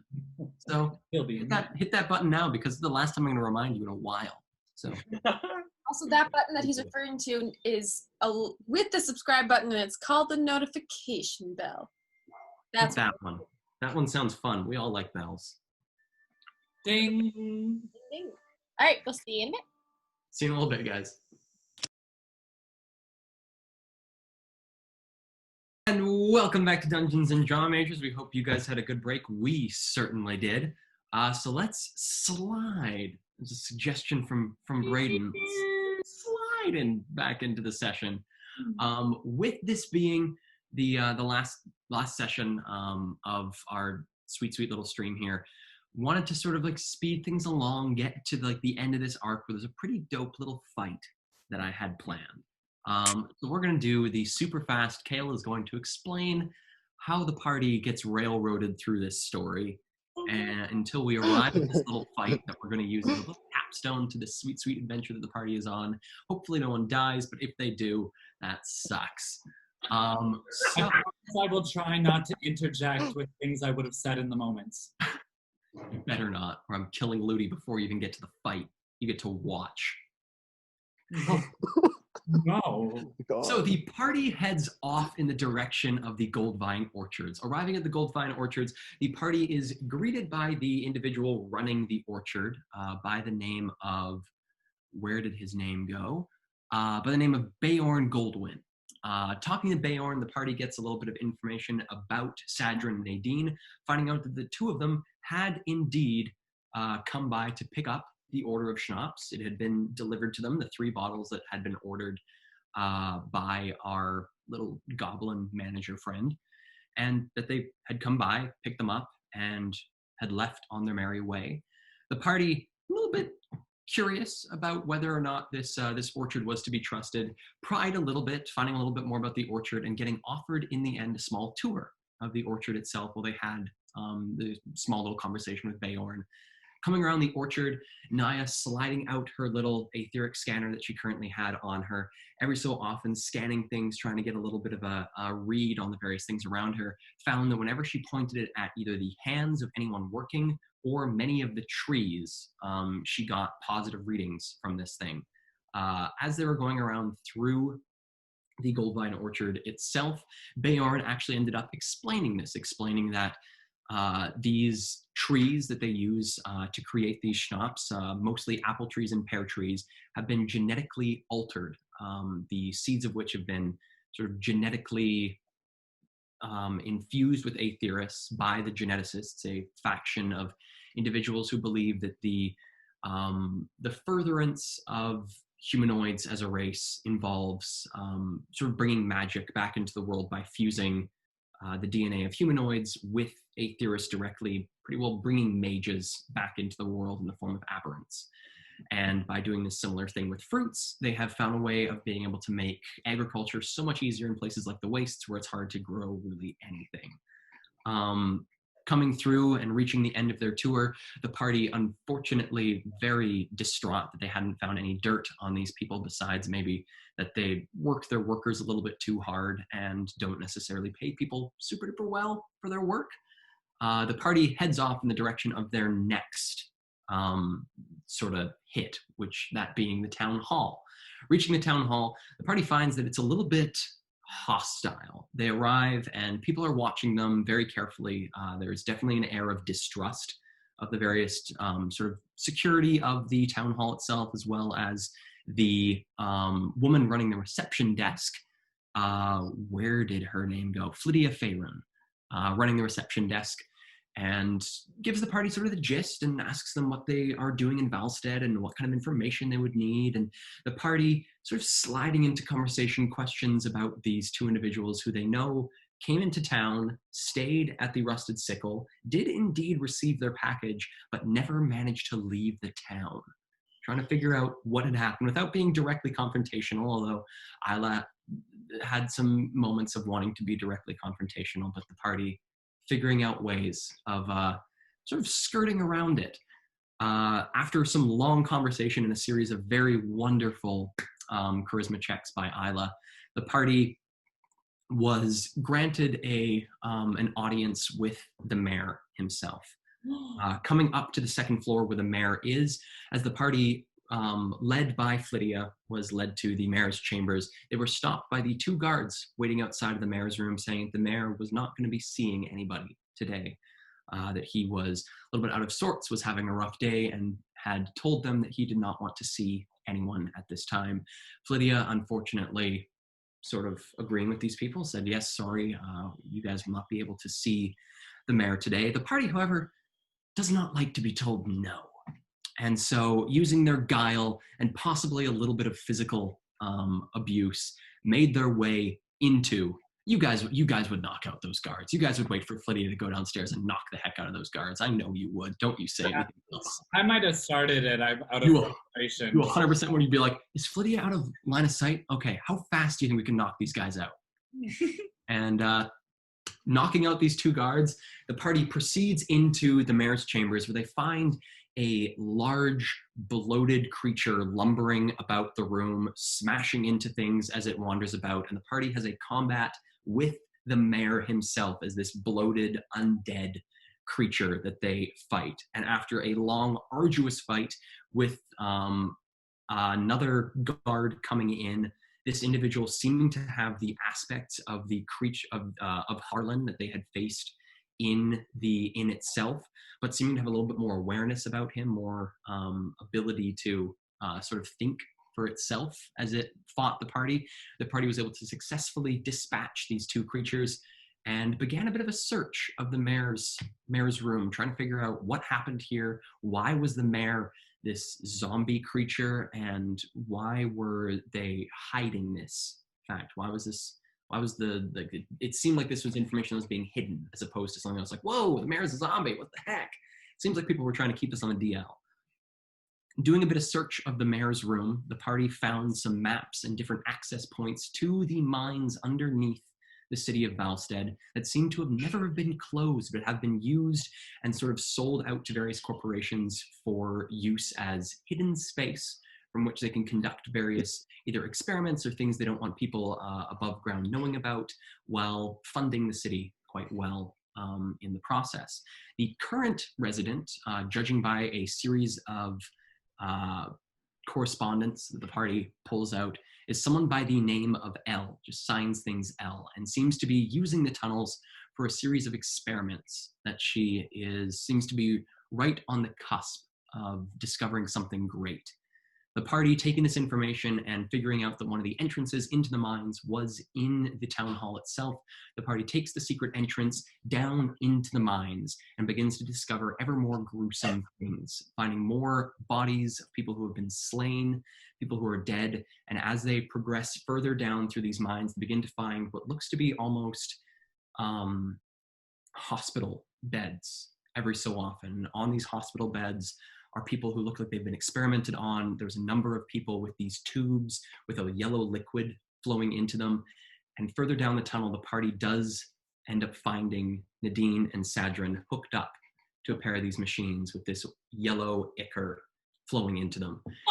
Alongside Nadine and Sadrin, the shipment of the 3 bottles of schnapps that they had brought with them, as well as much of their other belongings, deciding that they should save them, whatever fate that they have come under here. They do need to bring them with them. The party had a moment of wanting to disconnect them from the machines before deciding that they would do it on the way out versus endangering them, venturing forward in whatever weakened state they might be in. They may be in a better shape to save them on the way out, as opposed to opening them up to whatever threat they might find deeper Whose in these. idea was that? Whose great The idea idea? was that I would imagine it would be Abbi. Okay, that's fair. I think it would be Abbi who'd be like, guys, I don't think we should bring him with us. I think it's a bad idea. Okay, carry on. Sorry. Heading down further through these mines, the party began to discover more of these sort of research areas and had a combat with a number of scientists working underneath whoever this L individual was. These scientists attacked the party alongside a series of these undead creatures that they had also faced in the mayor's chambers, as well as very, very similar to what had happened to Harlan. Party faced these creatures and these scientists working with them, the scientists wielding these syringes seeming to be filled with various diseases and other illnesses that luckily the party succeeded on their constitution saving throws, not contracting any of these terrible illnesses from the very dirty and quite disturbing implements that these researchers had used. In this first research room that they encountered where they had this combat, party did a little bit of searching, trying to piece together what was going on, what was this operation happening below, and what's happening to these people on these tables that have these tubes linked to them. The party, looking around, began to solve the mystery of Valstead, and piecing together things, realized why there was a 12-year gap in Harlan's travel log. Is because Harlan had been dead for 12 years. So had everyone else in Valstead. Valstead, for the past 12 years, has been a ghost town, which, since then, Elle has moved in and begun working on a serum that, throughout a number of these pages, you begin hearing as called the Lazarus serum, something to bring people back from the dead. Her first attempt to hide her research, as well as give her a decent amount of guards around her, was to resurrect the city of Valstead, which seems to have worked in her favor, bringing the city back to life, and seems to have been for the last 12 years without anyone really noticing, without anyone being the wiser about the fact that these people were indeed undead, and none of them had beating hearts. Moving on from this, the party finds out that these happenstances of people becoming very strange or changing or becoming more wild was in fact a side effect that this individual, L, was trying her best to combat, where it seemed that after a number of years, this serum began to devolve certain people into more primal, more sort of zombie-like beings. However, alongside the mayor, who was sort of her head honcho, one that she had used a more advanced form of the serum to try and keep a little bit more brain activity going, someone that could sort of control the town during her experimentation time, that the mayor was trying his best to hide. However, the mayor, with this experimental serum, unfortunately underwent an even worse transformation into quite a more dangerous and quite a bit bigger zombie creature. Moving on deeper into the mines, the party began to discover that instead of the usual earth and dirt at their feet, they began to find themselves moving into more stonework. And they found themselves entering hallways as opposed to mines. And as they moved about, having small combats here and there with the ever-present undead that began to fill these halls, the party found themselves entering a large burial chamber. In this burial chamber, surrounded with a number of lights, giving the area quite a bit of light, the party encountered Elle herself, who introduced herself as Misha Lazarus Finnick, a halfling woman who had been experimenting with a serum to bring things back from the dead, and having had some difficulty with some side effects, was trying to concoct a new form of the serum itself. As the party questioned her about her motives, about why bringing the city back, why not just hide herself, she said that they were brilliant test subjects, that she cared little for the city and for the people in it. Merely they could be very easily used as test subjects, and being, as she called them, mindless undead, she could bring them in for new treatments, she could dissect them as she wished, she could figure out how this serum worked on individuals. All in all, leading towards the creation of what she called her masterpiece, which would be the ability to bring back long extinct beings from death. Saying this, you notice at the far end of this chamber, covered in a large drape, is a large, sort of slightly rising and falling being with an incredible amount of these tubes drawing into it. As Misha began to plead the party that they do not disturb her and that they leave, but also realizing that the party has now seen too much and could potentially either try to replicate or tell people in New Eden of this geneticist doing these horrible things, she engaged the party in combat.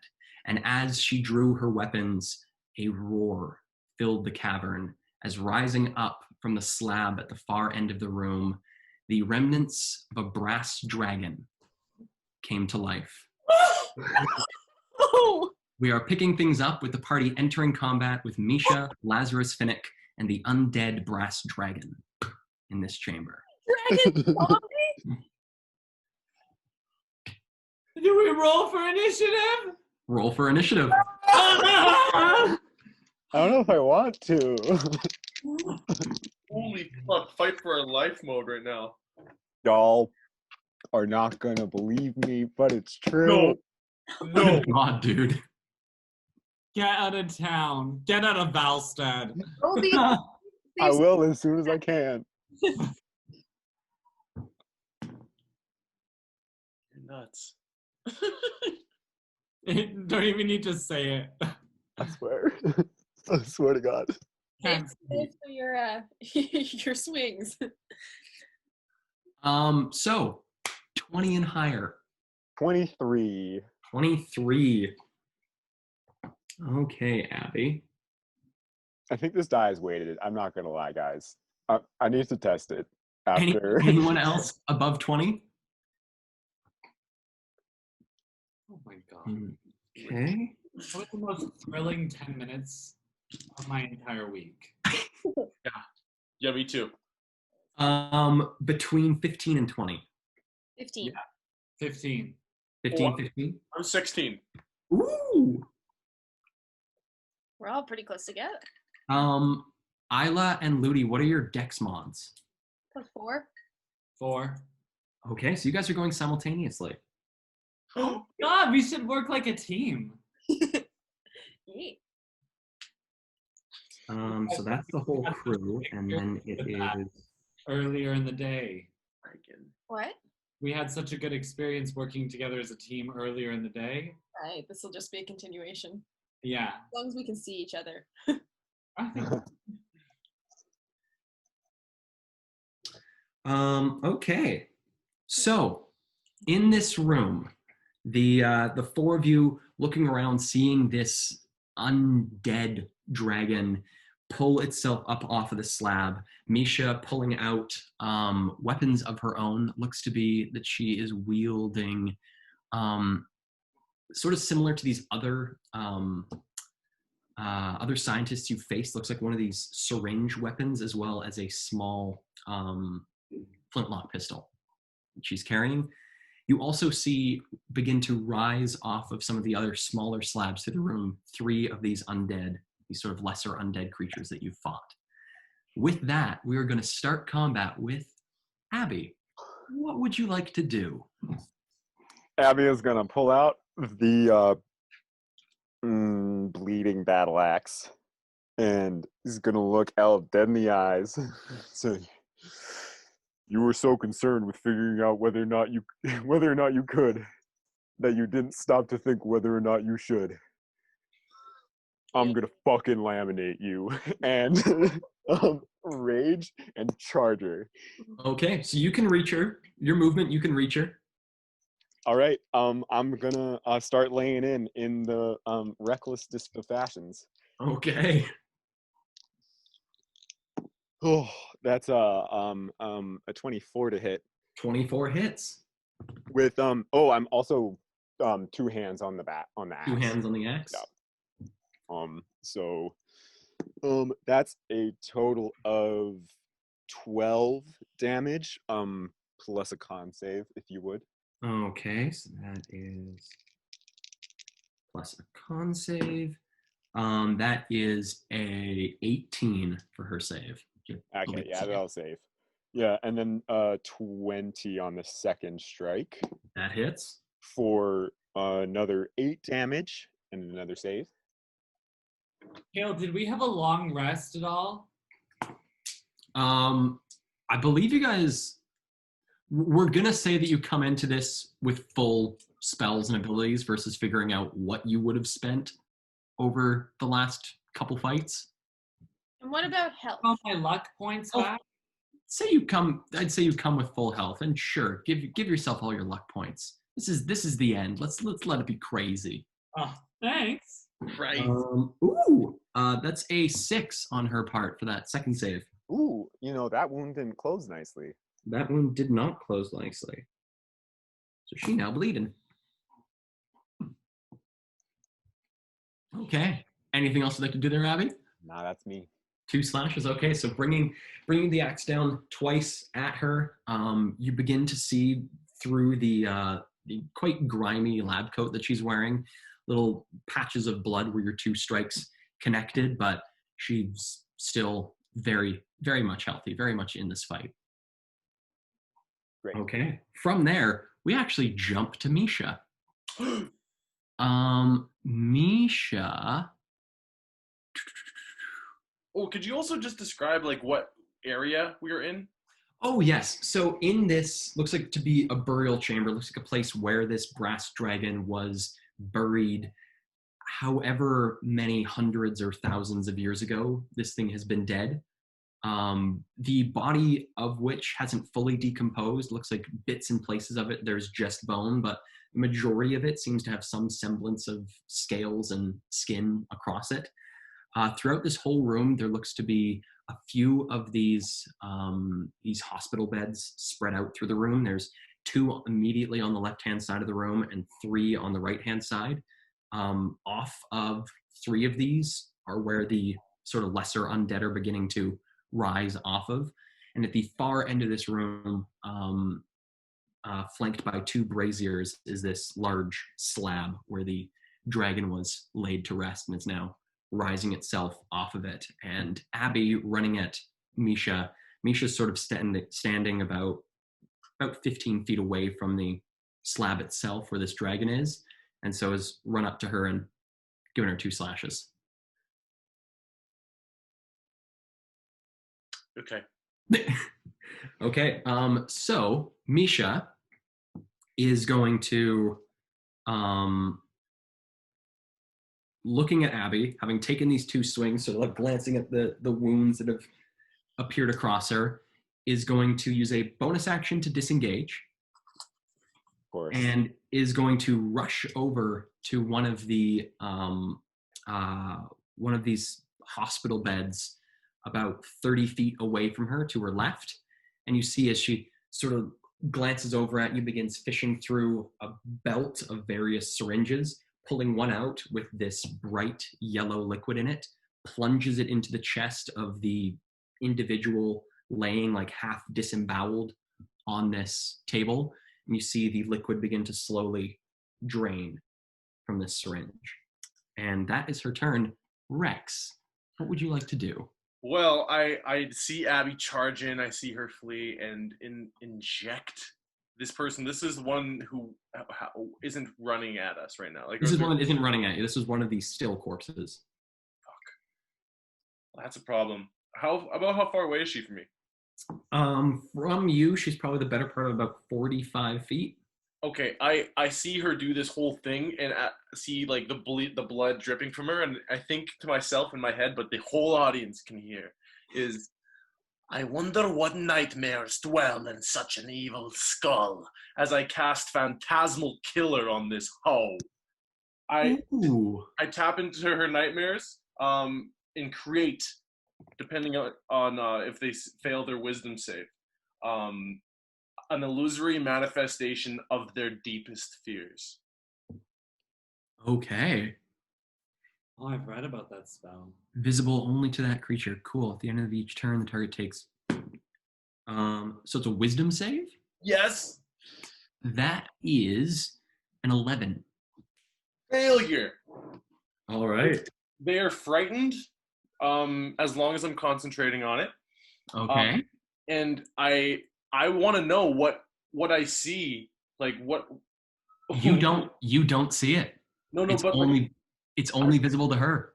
I tap into their nightmares, and they see a thing. So, but do I know what I'm creating? You don't. All you see is you see the fear just begin to set in to her. Whatever she's seeing, and it seems to be all around her. Whatever this thing is like almost engulfing her, as she just begins to look all around and seems to back away from whether it's one figure or multiple figures that have surrounded her.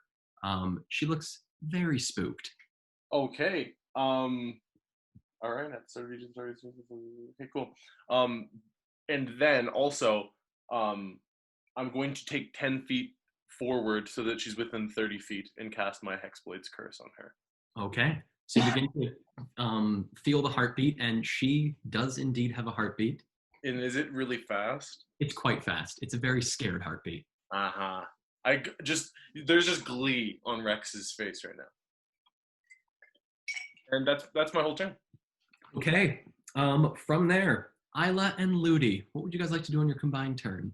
I would like to suggest that on each of our combined turns, it begins with a side eye at each other. Okay. Sorry, how does this work? Do we have to do things together and attack the same target? You can choose to like do one of your guys' full turns first and one of your guys' full turns second. You guys can like do your movement and then do your attacks. You guys can do it however you want to do it. It's just you're on the same initiative. All right, Em, how do you want to do this? I'm running to the dragon, Oh my god, that's what I was going to do too. but I'm I trying kid you not. I had the same thought.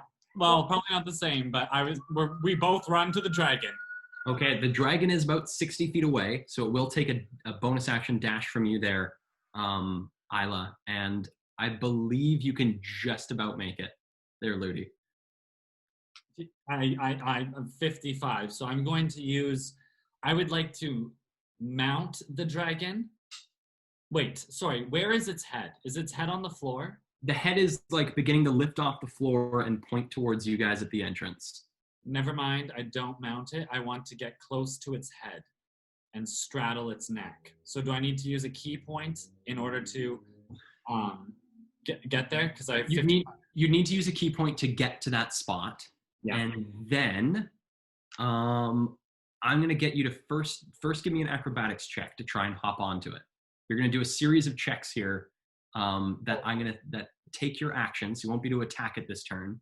You're going to do a series of different, the first one's going to be an acrobatics, and then the next one's going to be an acrobatics contested with its athletics. The first acrobatics is to try and hop on. The second one is to stay on. If you stay on, you have advantage in all your attacks against it. If you fail, you don't manage to hop onto it. Unfortunately, you wasted your action. That sounds really cool. I just want to clarify what I'm doing, because I said I was going to mount it, and then I realized I was changing my mind. I didn't need to mount it because I thought about where its head was. If its head on the floor, I just want to get to its head and then only straddle its neck so that I'm not in front of its mouth but behind its mouth. That's the only reason I'm straddling its neck. So Okay. I'm not actually going to sit on it. I'm just like literally if I was running up to a log on a forest floor and putting a foot on either side. Do I still go through that rigmarole? I will if I need to. If you do have to go through that rigmarole, if you want to, when the dragon moves, be able to have any ability to like move with it or like at all restrict its movement, because otherwise, like if you just want to straddle its neck, it could just move its head next turn and have you in front of it. But if you hop onto it, then you're on its neck and it can't look back at you. All right. All right, I'll go through the checks, but if you want to do Isla first. I'm gonna say, Brayden, we're 1000% on the same page. Oh, God. I am gonna mount the goddamn thing, so maybe we can roll it together. Okay, let's roll it together. Okay, so both of you, I need you to give me a acrobatics or athletics check for this first one. Thank you for giving us the option. I can't believe the Scooby Gang is back together again for one last ride. Okay, I'm gonna feel lucky on this one.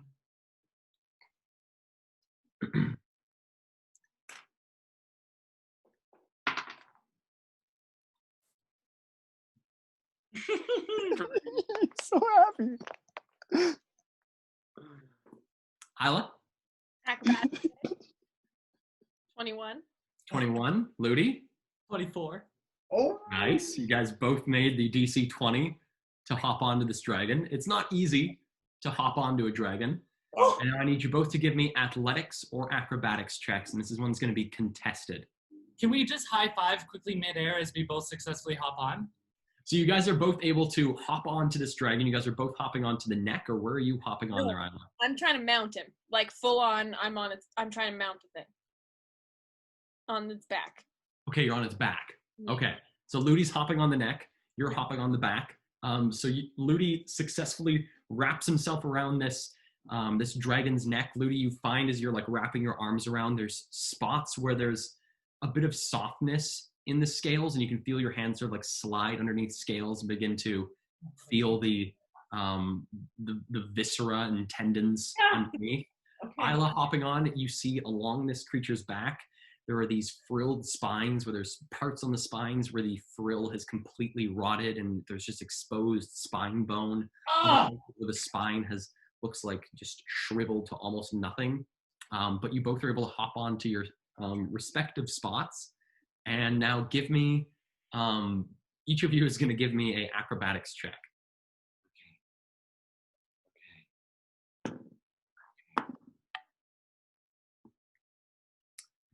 Contested with its athletics.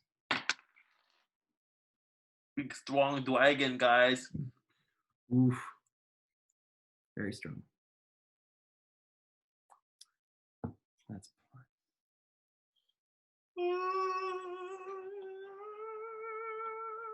Isla? 20. Sorry? 20. Okay, so unfortunately the dragon is able to, as you hop onto its back, with a movement as the two of you hop onto it, it begins to push itself up off the ground and gives a pretty thorough shake, moving from its torso, sort of up its neck to its head. And you get thrown off with this, landing to, would you like to land on the right or left side of it? The side that's closest to the open area of the room, like where everybody is. I don't know what that is. Both sides are pretty open. If you fall to its right side, you'll be more in line with where Abbi is. If you fall to its left side, you'll be more open to just the room. Oh, well, I guess where Abbi is? Where the dialogue? Okay. You fall onto the right side of it. Ludie, what was your check? 25. 25. 25 succeeds. So you are able to successfully latch onto this thing's neck, and as it begins to shake, you hold true to your spot, and the dragon, you can see the dragon sort of moving its head, trying to get a spot where it can see you, but it can't seem to shake you from it. With that, Isla, that is your action and bonus action to get to it. Is there any movement you'd like to use? I think I used all my movement, didn't I? Yes, you did, because it was 60 feet to get there. So you use all your movement. Ludie, you, I believe, used action and bonus action as well, so you're spent. Okay, so we got Ludie riding the dragon. Isla just got tossed off of it. And now we move to some of the bad guys. So rising off of, I'm just going to sort of do a mark of where everyone is. There's Isla. Ludie's on the dragon. There's Abbi. There's Misha. There's Rex. Can't wait for battle maps again. So these three undead that have begun pushing themselves up off of these hospital bed gurney sort of contraptions, Two of them are pretty close to you, Rex. One is 20 feet to your right side, and one is 25 feet to your left side. Both of them pushing themselves off of these things begin to quite quickly move towards you. Compared to the creatures you faced in the sewers of New Eden when you fought against the Blighted, they're rather slow-moving undead. These ones, whatever the Lazarus serum is, seems to instill them with quite a bit of vigor. And they both book it towards you and are going to take a series, or not a series, just a single attack. So the first one, unfortunately, the first one attacks normally, but the second one is flanking you. The first one, that's a 17 to hit. Hits. Okay. So that is, what is its attack? It is claws. First one hits you for 6. That's 9 points of slashing damage. As the first one gives like a good claw across your chest, and then from behind you, the second one swings in. Ooh, that's 2 4s. So 9 to hit. I get slashed and I just duck and I move away from each of them. So there's a second claw that just goes over your head as you look towards these two gaunt and like slightly jittering undead creatures. You see in front of you and to your right, probably about 30 feet away, another one of these undead begins pushing itself off of its gurney, but doesn't look at you, looks towards Abbi and rushes off in the direction of Abbi and is going to take a slash at you there, Abbi. Bring And it, sir. With our friend, oh no, because she's moved away from you, so you're not being flanked. I was reckless. reckless. Oh no. That's a 23 to hit. Oh, fuck. Okay. You are raging though, eh? Yes, sir. Okay, so that's another 9 points cut down to 4. Haha. Haha. Idiot. As another undead claw reaches over towards you. With their turns done, we now have these guys have moved here, and we have Abby's there, and there's one guy here. It is now the dragon's turn. My turn? Okay, what I'll do. So the dragon,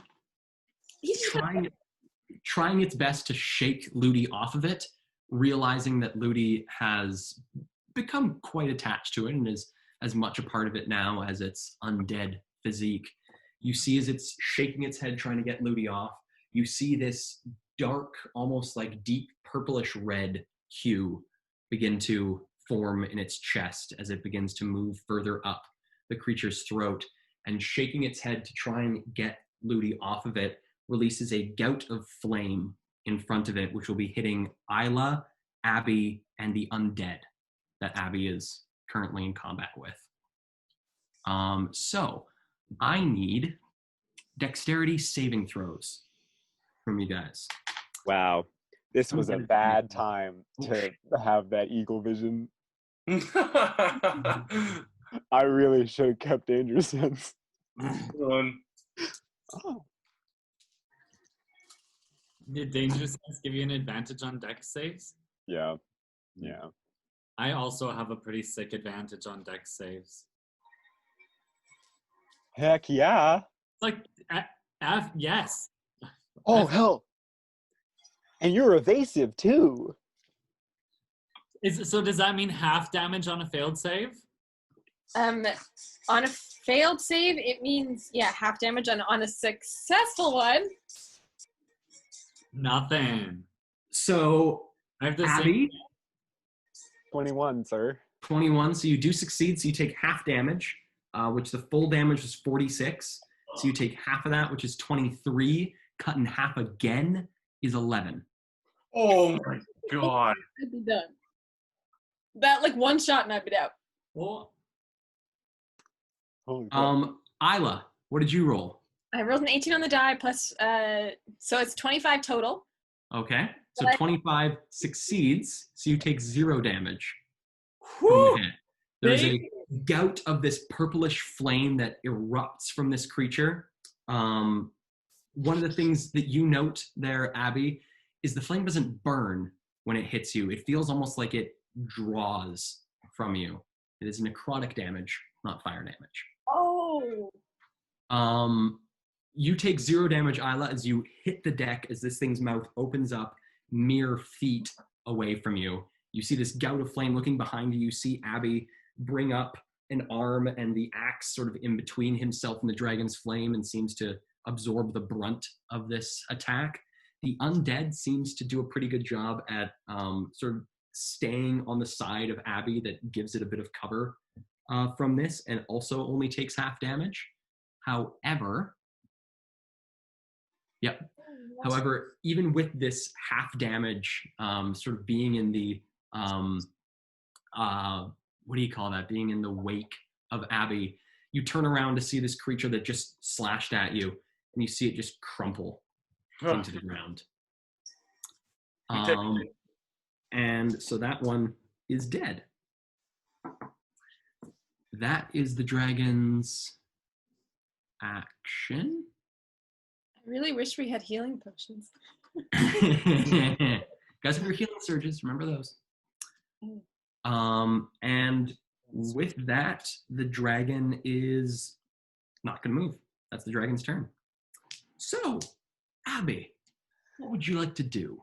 I'm gonna look at Elle, who's standing by the gurney. Did the undead who came for me come from that gurney? No, it came from a different gurney. It looks like the to-be undead that she's plunging this syringe into hasn't started moving yet. You can see that the liquid has completely drained from the syringe, but they haven't come back to life yet. Does she have like a syringe pouch that's visible? You do see sort of along her hips, there's a ring of syringes.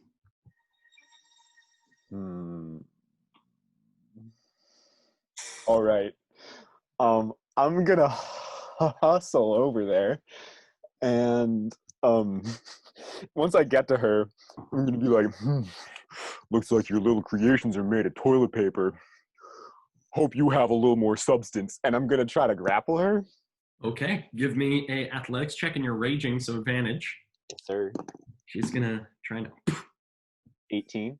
Natural 1. So I believe with her mod, that's a 5. So you successfully grapple her. She is grappled. I am going to attempt to brute force just pull out any syringe out of her belt. Okay. Give me and what do you plan to do with this syringe? You know the thing about the creation coming back to, kill the master? You're gonna plunge it into her? I'm gonna plunge it into her if I can. Yeah. Okay, give me a roll to hit with disadvantage. Can I do this recklessly to neutralize it? Roll. You can do it recklessly. Is there also piercing damage from the needle? I'm assuming that this is dex and no proficiency, right? This would be, yes, dex with no proficiency. Okay, that's a 22. Woo! Okay. So you successfully pull out one of the syringes. Roll a d6 for me. Okay. That is a 1. Okay, I just want to double check what that is. Hopefully it's not I didn't get the healing one out of her bag. Because that would be dumb. Just heal her? They can't all be bad for you, right? Yeah, right.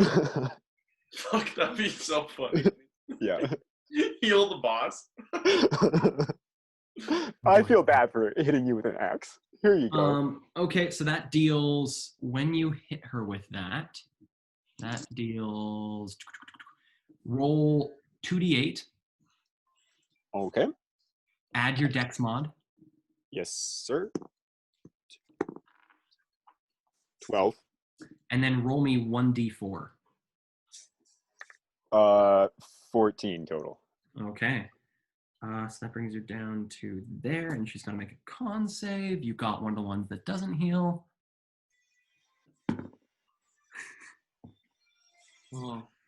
She fails her con save. So you pull out a syringe that as you whip it out, there's the moment before you plunge it into sort of like her shoulder area, where you can see the color of this. This one's like a brackish brown color. And as you plunge this thing into her, there's sort of like a pull of pain, and glancing over it, there seems to be like a bit of recognition in her eye at what this is that you're plunging into her. And as you press the stopper down, this murky brown liquid pours into her, and she tries her best to dislodge this thing, but is unable to before you've poured the whole syringe worth of whatever this pathogen was into her body. As she pushes the syringe away and it clangs to the floor, and she's holding her wound. What have you done? And you, as she's reeling in pain, you hear underneath it little bits of laughter underneath the pain, like almost like suppressed chuckles. With that, is there anything else you'd like to do with your turn? No. No, I'm good, thanks. Okay, so you've got her grappled. You just plunge this syringe into her shoulder, and she's not happy about it. It is now her turn. So, because of the start of her turn, she has to make a wisdom save. She does. Her nightmares. And she's also still bleeding. Is it the start of her turn or the end of her turn with Phantasmal Killer? It's start. End of her turn. At the end of each of the target's turn before the spell ends. Oh, mine says at the start. Really? At the start of each of the target's turns before the spell ends, make a save or take, which doesn't make any sense because they've already just made a save. This is actually a kind of a bad spell, but I really like the flavor of it. Let me get another source. Yeah, this one says ends to the book. Oh, weird. Ends, yeah. Okay. That makes more sense too, because like they already made the save, so they should be frightened for their turn. Yeah, they're frightened for their turn, and so that means she can't move towards you voluntarily. Yes. And she has disadvantage on attack rolls. And ability checks.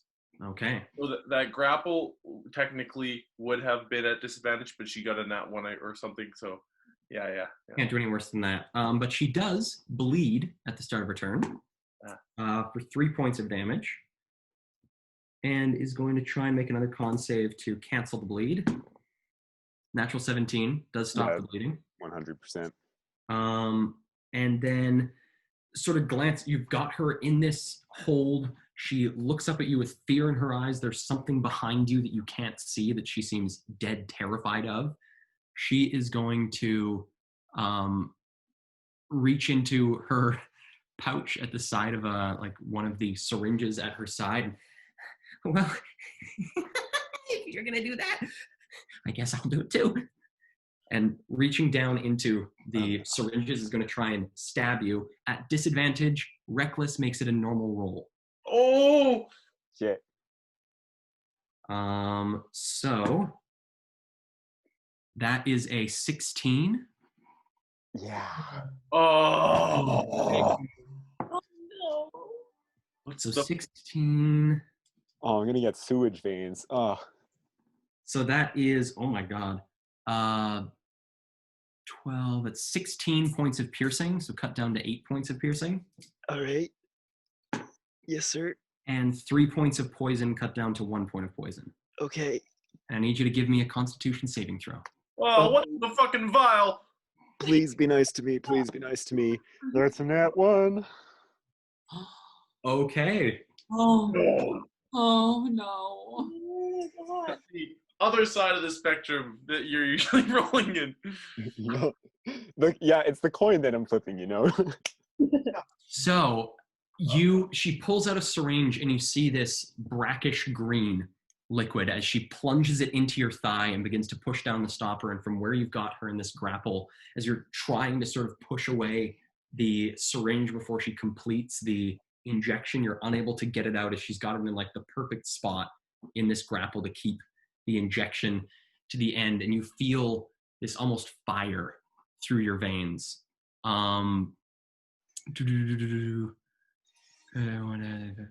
Okay. Okay. So you feel this fire through your veins, and your heart rate begins to speed up, waiting to see what the effects of this are going to be. Nothing immediately happens. Oh, that's worse. That's so much worse. Oh, Um, master of suspense. Kill. from there, that was her action. She can't move away. She has to use an action to break the hold, and so is just gonna end her turn. Rex. Okay. At the end of her turn. Yeah. So she makes the whiz save. That is a 7. Yes! Okay, so she's still frightened and takes 4d10 psychic. Boop, boop, boop. That's 16 off the first two. And a 24 total. 24 totals. That drops it down. As somehow her nightmare is doing something to her that it damages her fucking mind. Damages her psyche. What her nightmare is? I really want to know. You don't know. You have no idea what her nightmare is. I think there's no rule that says this, but I think I learn it once she dies from it. Oh. Well, it says that, and also that you required then to, you just can't help but tell the entire party. That's part of the rule. I think so. I think you're right. Yeah.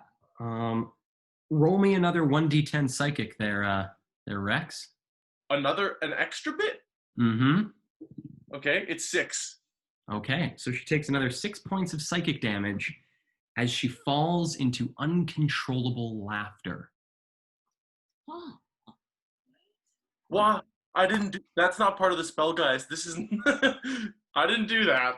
Oh, damn. Like Tasha's videos laughter. And Abbi and actually Isla, you feel this laughter start to get to you, like on a supernatural level. What? I've never encountered this disease before, but it's scary. Get out of Valstead. Kale. Oh, I don't like that. She is now incapacitated. Oh, she's fucked. So you feel her just start to laugh maniacally, and you feel her almost go like slightly limp in your arms. So all that she can do is just laugh. Isla and Ludie. Oh no, Rex. Rex did his damage, but Rex didn't get his turn. Rex, what would you like to do? It's okay, I'm good. You can go. Yeah. That's a great question there, Kale. There's a zombie on. There's 2 zombies on me. On either side of you, there's a zombie. Can I do something? I don't know. It might be more of an action, and I don't want it to be. I'm going to.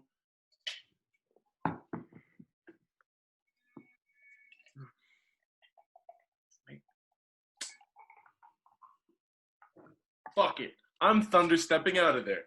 I cast Thunderstep, and I'm going to move directly next to Abbi and Misha. Okay, so they're. Oh no, Abby's moved to Misha.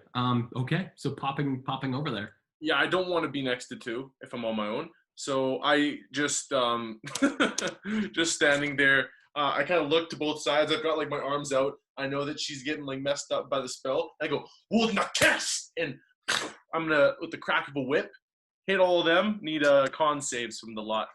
2. That is a natural 5, which comes to a 9, and a 23. Success.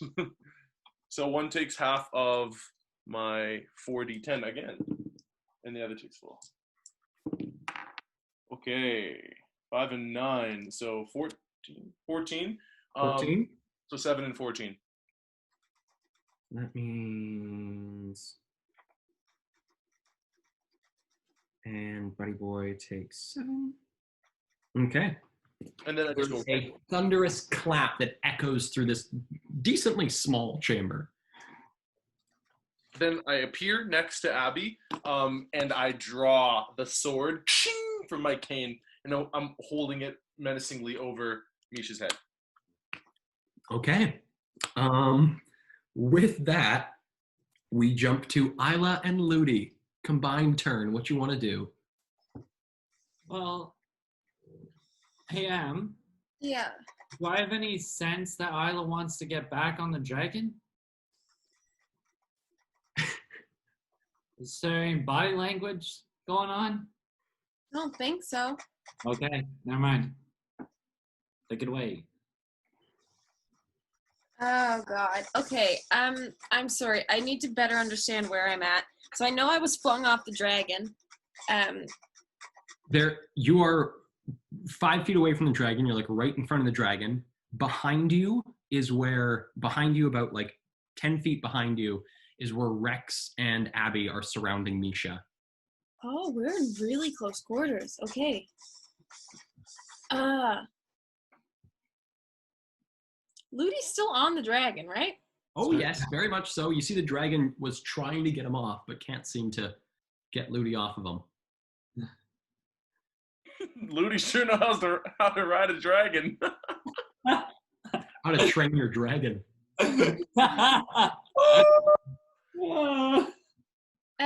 Okay. I'm gonna try to find where its like neck seems to attach to its body. You know, the seam like. Yeah, I'm just gonna take my 2 daggers and I'm gonna find a spot where the skin is already like eroded away, I guess. I'm gonna stick them in and just like pull. Okay. Give me a pair of attack rolls. They aren't at advantage, but you do get sneak attack because Ludie is within 5 feet of the dragon. Roll the same thing on both. That's 19 for both of them. Okay, 19 hits for both of them. So give me 2d4, and then plus your sneak attack.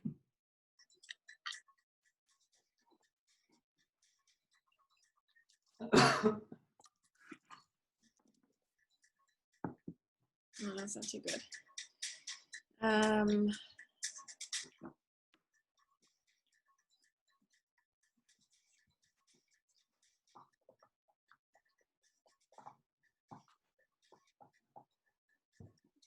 That is 22 points. Okay.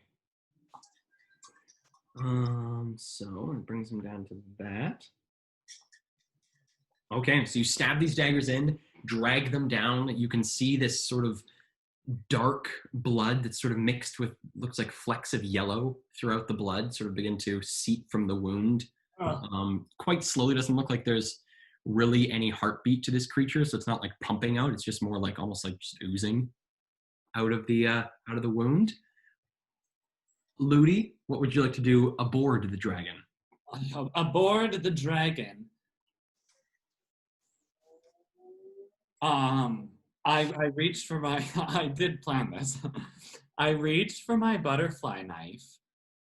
And with my first of 2 attack rolls on an action, I'm going to plunge it into its eyeball. Okay. To blind the dragon. Okay. Give me a attack roll at disadvantage. Oh, I thought you said if I was mounted, I had advantage. You do have advantage, so with the disadvantage, it just cancels out to a normal roll. Okay.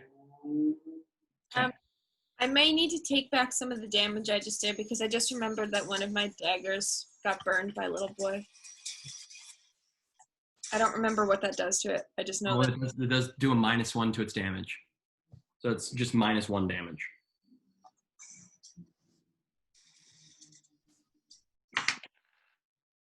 Okay. 18 to hit.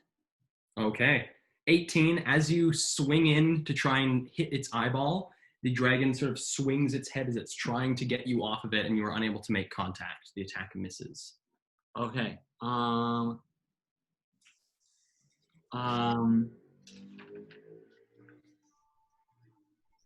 Sorry, I can only use Flurry of Blows if I succeed on one of my attacks, or just as after an attack. No, so you can use it whenever. Okay. So at just regular, no advantage or disadvantage if I do the same thing again. Mm-hmm. Okay. Oh, that's a 10. 10 in total? Yeah. So 10 also misses as you try and bring it down a second time into its eye. The movements of this dragon as it's trying to get you off of it, it's making it difficult to hit a specific spot. Okay. Well, I'm gonna use Flurry of Blows, and try it for a third time. Okay. Oh no, it doesn't work. That's a 14. Okay, 14 as you try again with a flurry of blows. You do not make contact. Oh, okay. This sucks. Okay, one more time. Oh, that's a 14 again. Damn. So with a series of swings trying to get the spot right to puncture this creature's eyeball, unfortunately its movements do thwart your attempts to try and blind it. With does it have to be a successful attack for me to use open hand technique? I believe so. I believe you have to hit. Yeah, it says. Oh yeah, it says whenever you hit a creature with an attack granted by flurry of blows. Okay. All right. Wow, what a bummer. Okay, so a series, you see Ludie riding this dragon, trying to get a stab at the eyes. The dragon very wildly swinging its head, trying to get this monk off of it. Isla, taking this opportunity while the dragon's distracted, rakes her 2 daggers along the dragon's neck. Is there any movement you'd like to do there, Isla? No, I kind of just want to stay like tucked in by where its neck meets its body. Okay. So pretty well staying nearish to where you are. Like it's within about 3 feet of where you're standing. With that, we now move to some of the undead. So having just been thunderstepped away from, 2 of these undead are going to charge towards the nearest person, which is Abbi. So the first one's going to run at you, Abbi. Attack with advantage because of Reckless. That is a 14. Hey, get out of here. Get off my lawn. First swing just sort of like clatters off of your very shredded scapula. Just bounces right off that shredded scapula. Next, that is a 23 to hit. Oh, yeah, that's going to hit. So that is 4 plus 4. That's 8, cut down to 4 piercing or slashing damage. Okay. As the second one does connect and sort of rakes along your lower abdomen. And the one on the table that was injected with the Lazarus serum does begin to pull itself up, and in the moment of just glancing around, looks over at Rex and is going to take a swing at Rex. That is a 21 to hit. Hits is. Oh my god, that's max damage. That's 12 points of slashing damage. Cool. I go, Not quite expecting, having not seen her plunge this syringe into the undead creature, you don't expect this thing to get up, and as you sort of turn to hear its like moans of awakening, claw right across the face. From there, we go to the dragon. So the dragon, having tried its best to get Ludie off of it, realizes that its attempts are futile and is going to turn its attention to the others in the room. It's going to attempt to do a bite attack against you, Isla, for its first attack. That is a 10 plus 7. That's a 17 to hit. Yeah, that hits. So bite is D10s. D10s. Yo, you can like do the dodge. You can go. Yeah, with that. That's 16 points of piercing damage from the bite. Yeah, I'll do 1 candy dodge. Okay, so cut it down to 8. Yeah. Kayla, I just made my concentration check on Phantasmal Killer. I got an 11. Okay, so you do succeed. Just has to be over 10. You got it. So the bite comes down, and as you just skirt away, getting out of the way of taking a much more painful bite, The edge of your arm is grazed as these jagged teeth that have begun to sort of rot away and sharpen in places where the tooth has begun to decay grazes across your arm. And having just narrowly missed a good bite, the dragon, sort of pulling itself up onto its legs, is going to come at you with one of its claws. No. That is a 11 to hit. That misses. Okay, so taking a swing towards you and missing, placing that claw on the ground, takes another step forward and claws at you with the other. Oh my. That is a 19 to hit. Well, that'll do it. And I believe these ones are, so that is 10 points of slashing damage. Ow. 6 10-point doses of damage. Whew, man, when you don't have a lot of hit points, they sure do go away pretty fast. So Isla the Rogue, in one-on-one melee combat with the dragon, takes some considerable blows. But that is the dragon's turn. We now jump to Abbi. What would you like to do? Oh boy. Actually, at the start of your turn, also Isla, I need you to do this. Yeah. Both of you right now, give me Constitution saving throws. Hell, don't do this to me. It's a 14. Okay. 9. 9. Okay. So, Abbi, with this cackling halfling in your hands, you feel this like psychic wave passing over you, and you're able to push off whatever this weird assault on your mind was. But Isla, after your turn came to an end, we'll say that this happened at the end of your turn versus the start of your turn, you succumb to cackle fever. What? With cackle fever, you are now infected. You are now infected with cackle fever. Yeah. That's so big. Which is whenever you, whenever the creature takes great stress, which is in, like whenever you take damage, you have to make a DC 13 Constitution saving throw. On a failure, you take 1d10 psychic and become incapacitated for 1 minute. For a minute? Wait, no. You make another save at the end of each of your turns. On a success, it ends, but you're not cured of the disease. The next time you take damage, you could very well fall back into it. Holy shit. Oh. Oh no.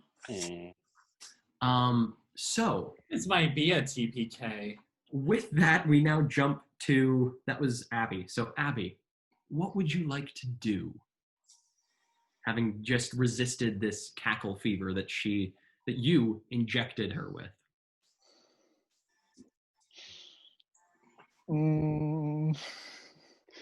Is Abby a Batman? How? Yeah, I think we're just gonna keep taking 99 bottles of beer on the wall. 99 vials of weird serums in the belt.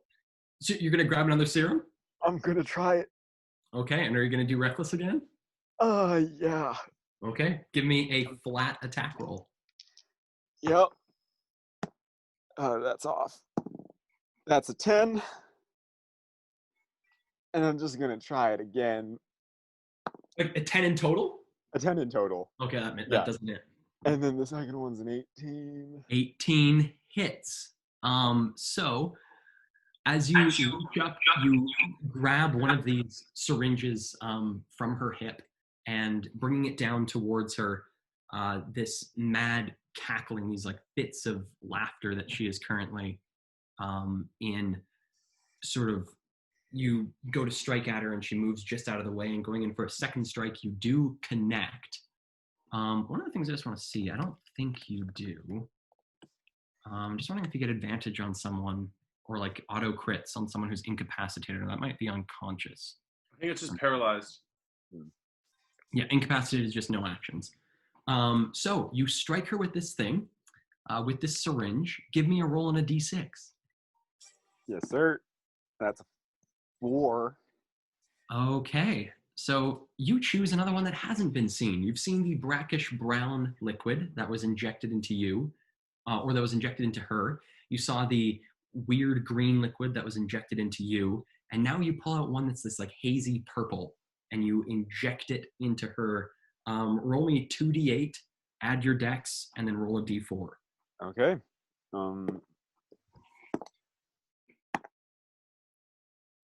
16. 16. Okay, so that brings her down to that. And she's got to do a con save, which again she fails. So this attack, everyone's getting all the diseases. When a humanoid is takes 1d4. Okay.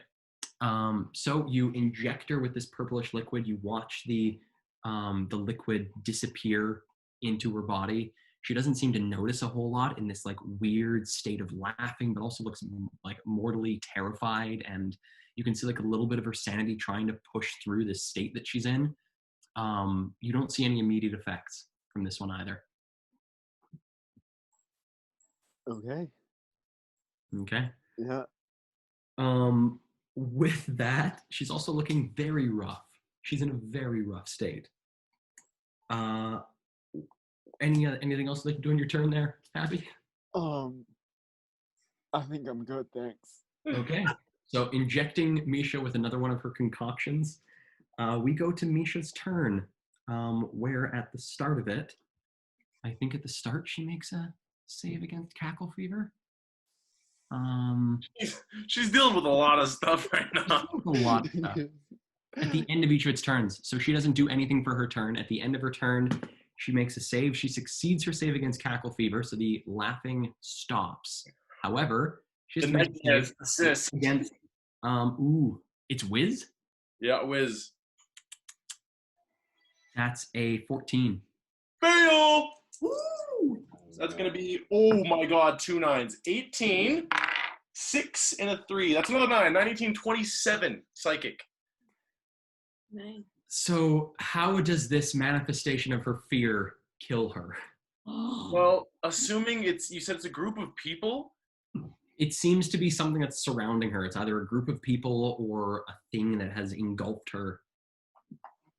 The illusion that I've created, and specifically for her, you've noticed that she's like entirely horrified and like she comes out of being incapacitated. So I think for a moment she just like flares up in fear, but then right at the moment of her death, it looks like she comes totally to terms with that nightmare. And I'm assuming, well, as she is my Hexblade curse, I'm going to take my 12 HP from her and also a cursed specter raise her soul out from her body. Okay, so as Misha's body just collapses with this weird grin on her face, this weird sense of peace that sort of falls across her as she crumples in your arms there, Abbi, in her place rises this ghostly specter with oddly draconic features out of her corpse and sort of takes its place back in your arms. The dragon that I've summoned looks directly at the other dragon in the room. Okay. And I'll heal. Yeah. Okay. So that's Misha's turn. Now, Rex, what would you like to do? Thank you for asking. So this guy is going, I'm going to send it, I'm just going to point, and it just like, whoo, hover, takes off straight towards the dragon. And I'm going to, with Abbi, say, come on, and also break towards the dragon, not the zombies. Okay.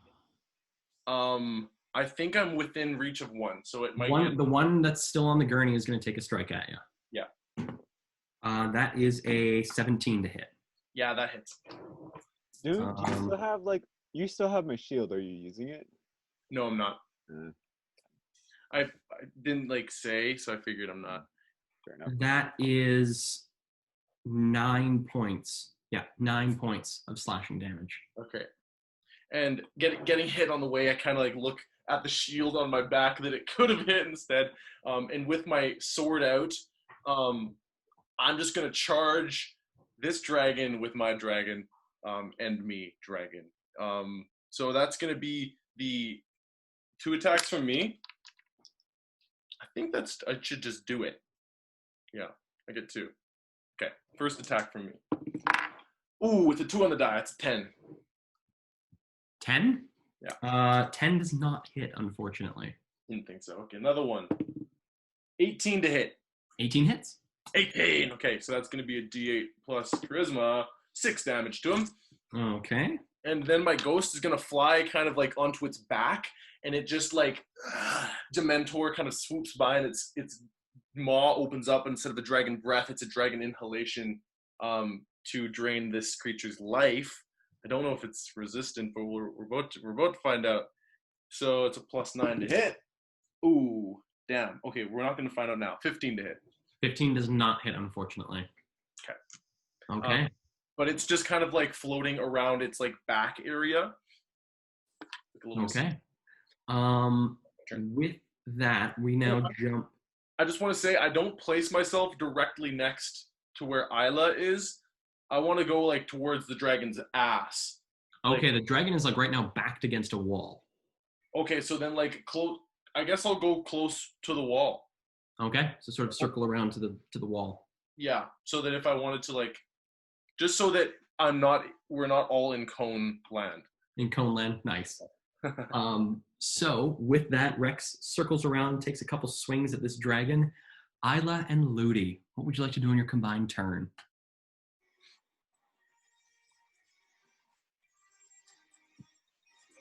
The first thing I would like to do, can I do an item action? To do what? I have one of these motherfrickers left, and this seems as good as time as any to use it. A cookie? I'm gonna take my last star cookie, Yeah. and I'm gonna eat it. Yeah. Okay. So taking your last star cookie. Where's Stitch again? That's for Stitch, huh? Okay. So you take the star cookie. As you feel it go down your throat, you begin to feel the sort of warm sensation that you had felt before of the stitch dispersing through your body. Mm-hmm. Woo! And then I'm gonna run like, I'm assuming this dragon is tall, right? It's a dragon. It stands about, this creature is it huge? I think it's huge. Yeah, this creature stands about 20 feet tall. Great. So I'm gonna get under its belly. Okay. And I'm just gonna like hold my daggers up, and I'm gonna try to slice like under the belly. Okay, give me a roll to hit. Oh. First one's a 15. 15 does not hit. And then 21. 21 hits. Give me damage and sneak attack because you have friends within 5 feet. Woo! Okay. I got friends within 5 feet of me. Sneak attack, the D6s are with me when I'm rolling high. The dragon dies. 20. Can we say I hit with the good dagger? 21? 21? Yeah. Yeah. So 21 brings him down to that. Okay, so cutting up with this dagger, you find a soft spot in the underbelly and are able to bring the dagger into it again, this sort of like leaking of this brackish blood filled with these yellow flecks begins to coat your weapon. Ew. Ludie, during this, what would you like to do? I just have a quick question. If I'm not trying to blind it, do I get advantage? Yes, you do. Okay, and do I have to take time to sheath my dagger, or can I just keep going? You can, your dagger actually gives you no disadvantage. Like it counts the same as your fist, just it does piercing instead of bludgeoning. Okay, for flavor, can I sheath it though? Or Sure. No? Okay. I'm just gonna start railing with the palm of my hand between the middle of its eyes. Oh my Okay, god. you're trying to Yeah. So my first roll to hit with advantage. Mm-hmm.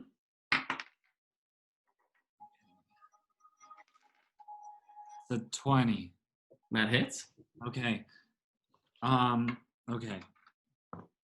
Oh. 4 plus 4 is 8. And my second hit.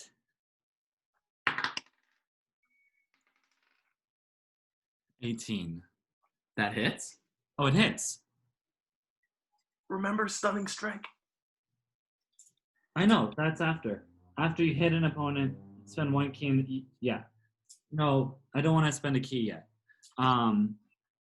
I don't know. Wait, I don't think I want to use, I don't know. Maybe I It should. would help us all hit him if he was stunned. Yeah, okay. Okay. That hits, the 18 hits, Kel? Mm-hmm.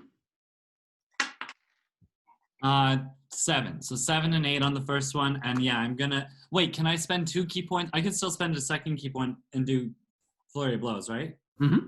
Yeah, okay. So I spend a key point, he's gotta make a con save or he's stunned until the end of the Alrighty. That is a natural 18, so 22. And it's against my key DC, right? Mm-hmm. Yeah, okay, he survives it. Okay, now flurry of blows. Do I still have advantage on these? Mm-hmm.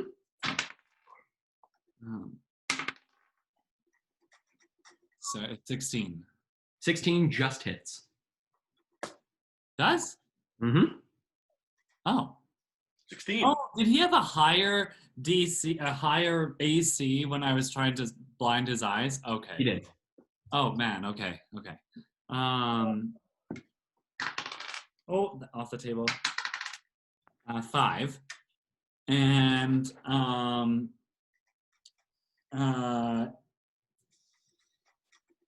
he can't take any reactions until the end of his next turn, and there's no save on that. He just can't. Okay.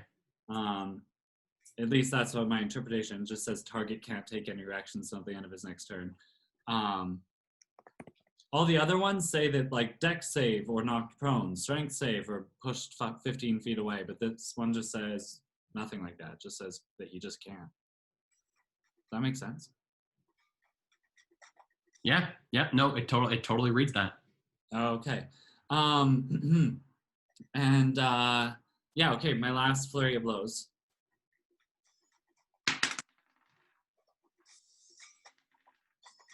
Oh, it's a 12.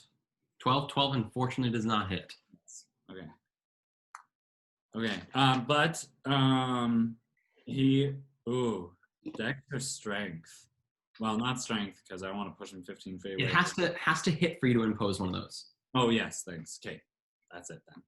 Okay, so Ludie on top of this dragon, giving some pretty serious forehead smacks to it. Dragon's looking bloodied. With that, we jump to the undead in the room, who are going to. The 2 that are on Abbi are still going to attack Abbi. Oh, Kale, I forgot I wanted to yell something. Can I still yell it? Go ahead. I just yell, little boy! The first swing against you, Abbi, that's a 12. No, sir. Followed by a 17. Yes, sir. Okay.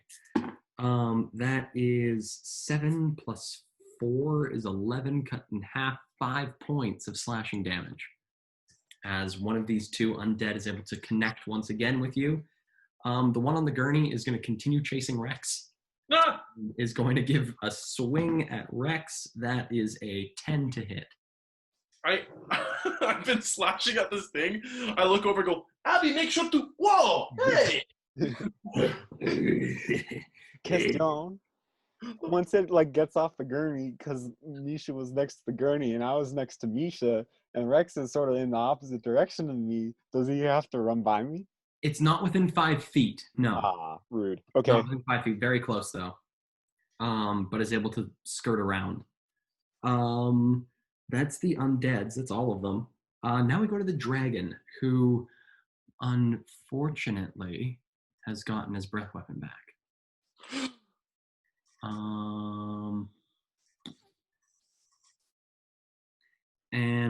the dragon is going to begin to move, and so is going to provoke attacks of opportunity from Isla and Rex.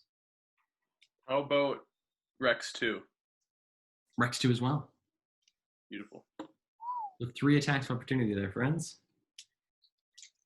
Rex. Ooh, I get 24. 24 hits. Oh god. Sorry, one sec. Drop my D8. Where'd you get there, Isla? No, it's a 4 on the die, so. Yeah. Rex gets max damage with 12 to stab him in the butt. I like go for a tail chop, I should say. Okay, so you're able to, as the tail sort of like whips around, you're able to get a slash in at the tail. And then Rex 2 goes, oh, and gets plus 26. 26 hits. And it's 3d6 necrotic. 6, 3, 5, 14. Okay. As Rex 2 begins this attack against the dragon, you see that the necrotic damage doesn't seem to do as much to this dragon. It does have resistance to necrotic. But something. But it does do something. It does do 7 points of damage to it. Snack. Okay, good.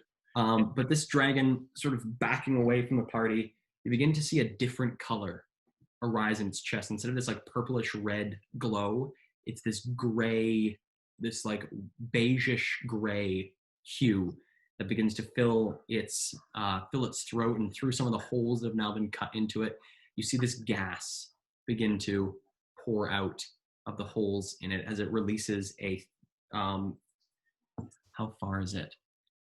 A 40-foot cone of this beige gray gas across the field and engulfing everyone but Abbi. Does it Ludie? Everyone but Abbi, and does also not hit Ludie. Right. Okay. So Abbi and Ludie, or Rex and Isla, I'm going to need you to give me Constitution saving throws. Not my forte. Yes! That's a 19, bro. Isla? Also, does Rex 2 got to do one? Rex 2 doesn't have to do one. Okay. What'd you get, Isla? 7 total. Okay. So Rex, you see this gas wash over you, and you're able to resist whatever effects it has on you. Isla, breathing in a full lungful of this gas, you immediately pass out asleep.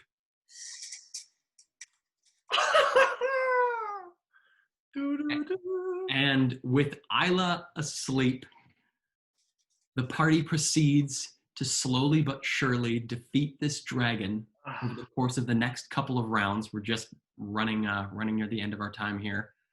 Over the next couple of rounds, the party's able to defeat this dragon, putting an end to Misha, Lazarus, Phoenix, grand design of raising these ancient creatures, and whether she meant to subjugate them or what nefarious end she had. The party's able to do it to put a stop to it. Within this final area, the party's also able to gather a number of samples of this Lazarus serum, possibly being able to use it themselves to resuscitate fallen allies. On the way out of the mines, the party rescues Sadrin and Nadine, bringing them along with them as they exit the mines, and loading them up on the rover, they begin to head out of Valstead with the knowledge that they found within Misha's final laboratory, that unfortunately for the people of Valstead, they have at best another year before everyone in the city becomes mindless zombies. And that, on that note, that is where we're going to put to rest at least this portion of Dungeons and Drama Majors. We really appreciate all the support from you guys, the absolutely fantastic community. It has been a joy doing these last 32 sessions together and exploring this story and doing crazy things, from a huge heist into this eldritch home and all the repelling out of windows that brought with us. from there to exploring more of New Eden and taking on the patchwork in this search for Ezen Vlag, having this desire to search for the smuggler so we could get a note to Ludie's mum. The party also did some incredible things in Black Dock, actually ending up taking down an entire gang, taking down the patchwork entirely. The party has met countless NPCs from, I believe, everyone's backstory, somewhat, a little bit less from Rex and Ludie's more high district stories, but still meeting Alan, some very key personnel and other people in sort of the darker areas of society where Rex and Ludie have a little bit of sway. And with that, we're gonna jump out of this beautiful little world, and we hope to be jumping back in very soon.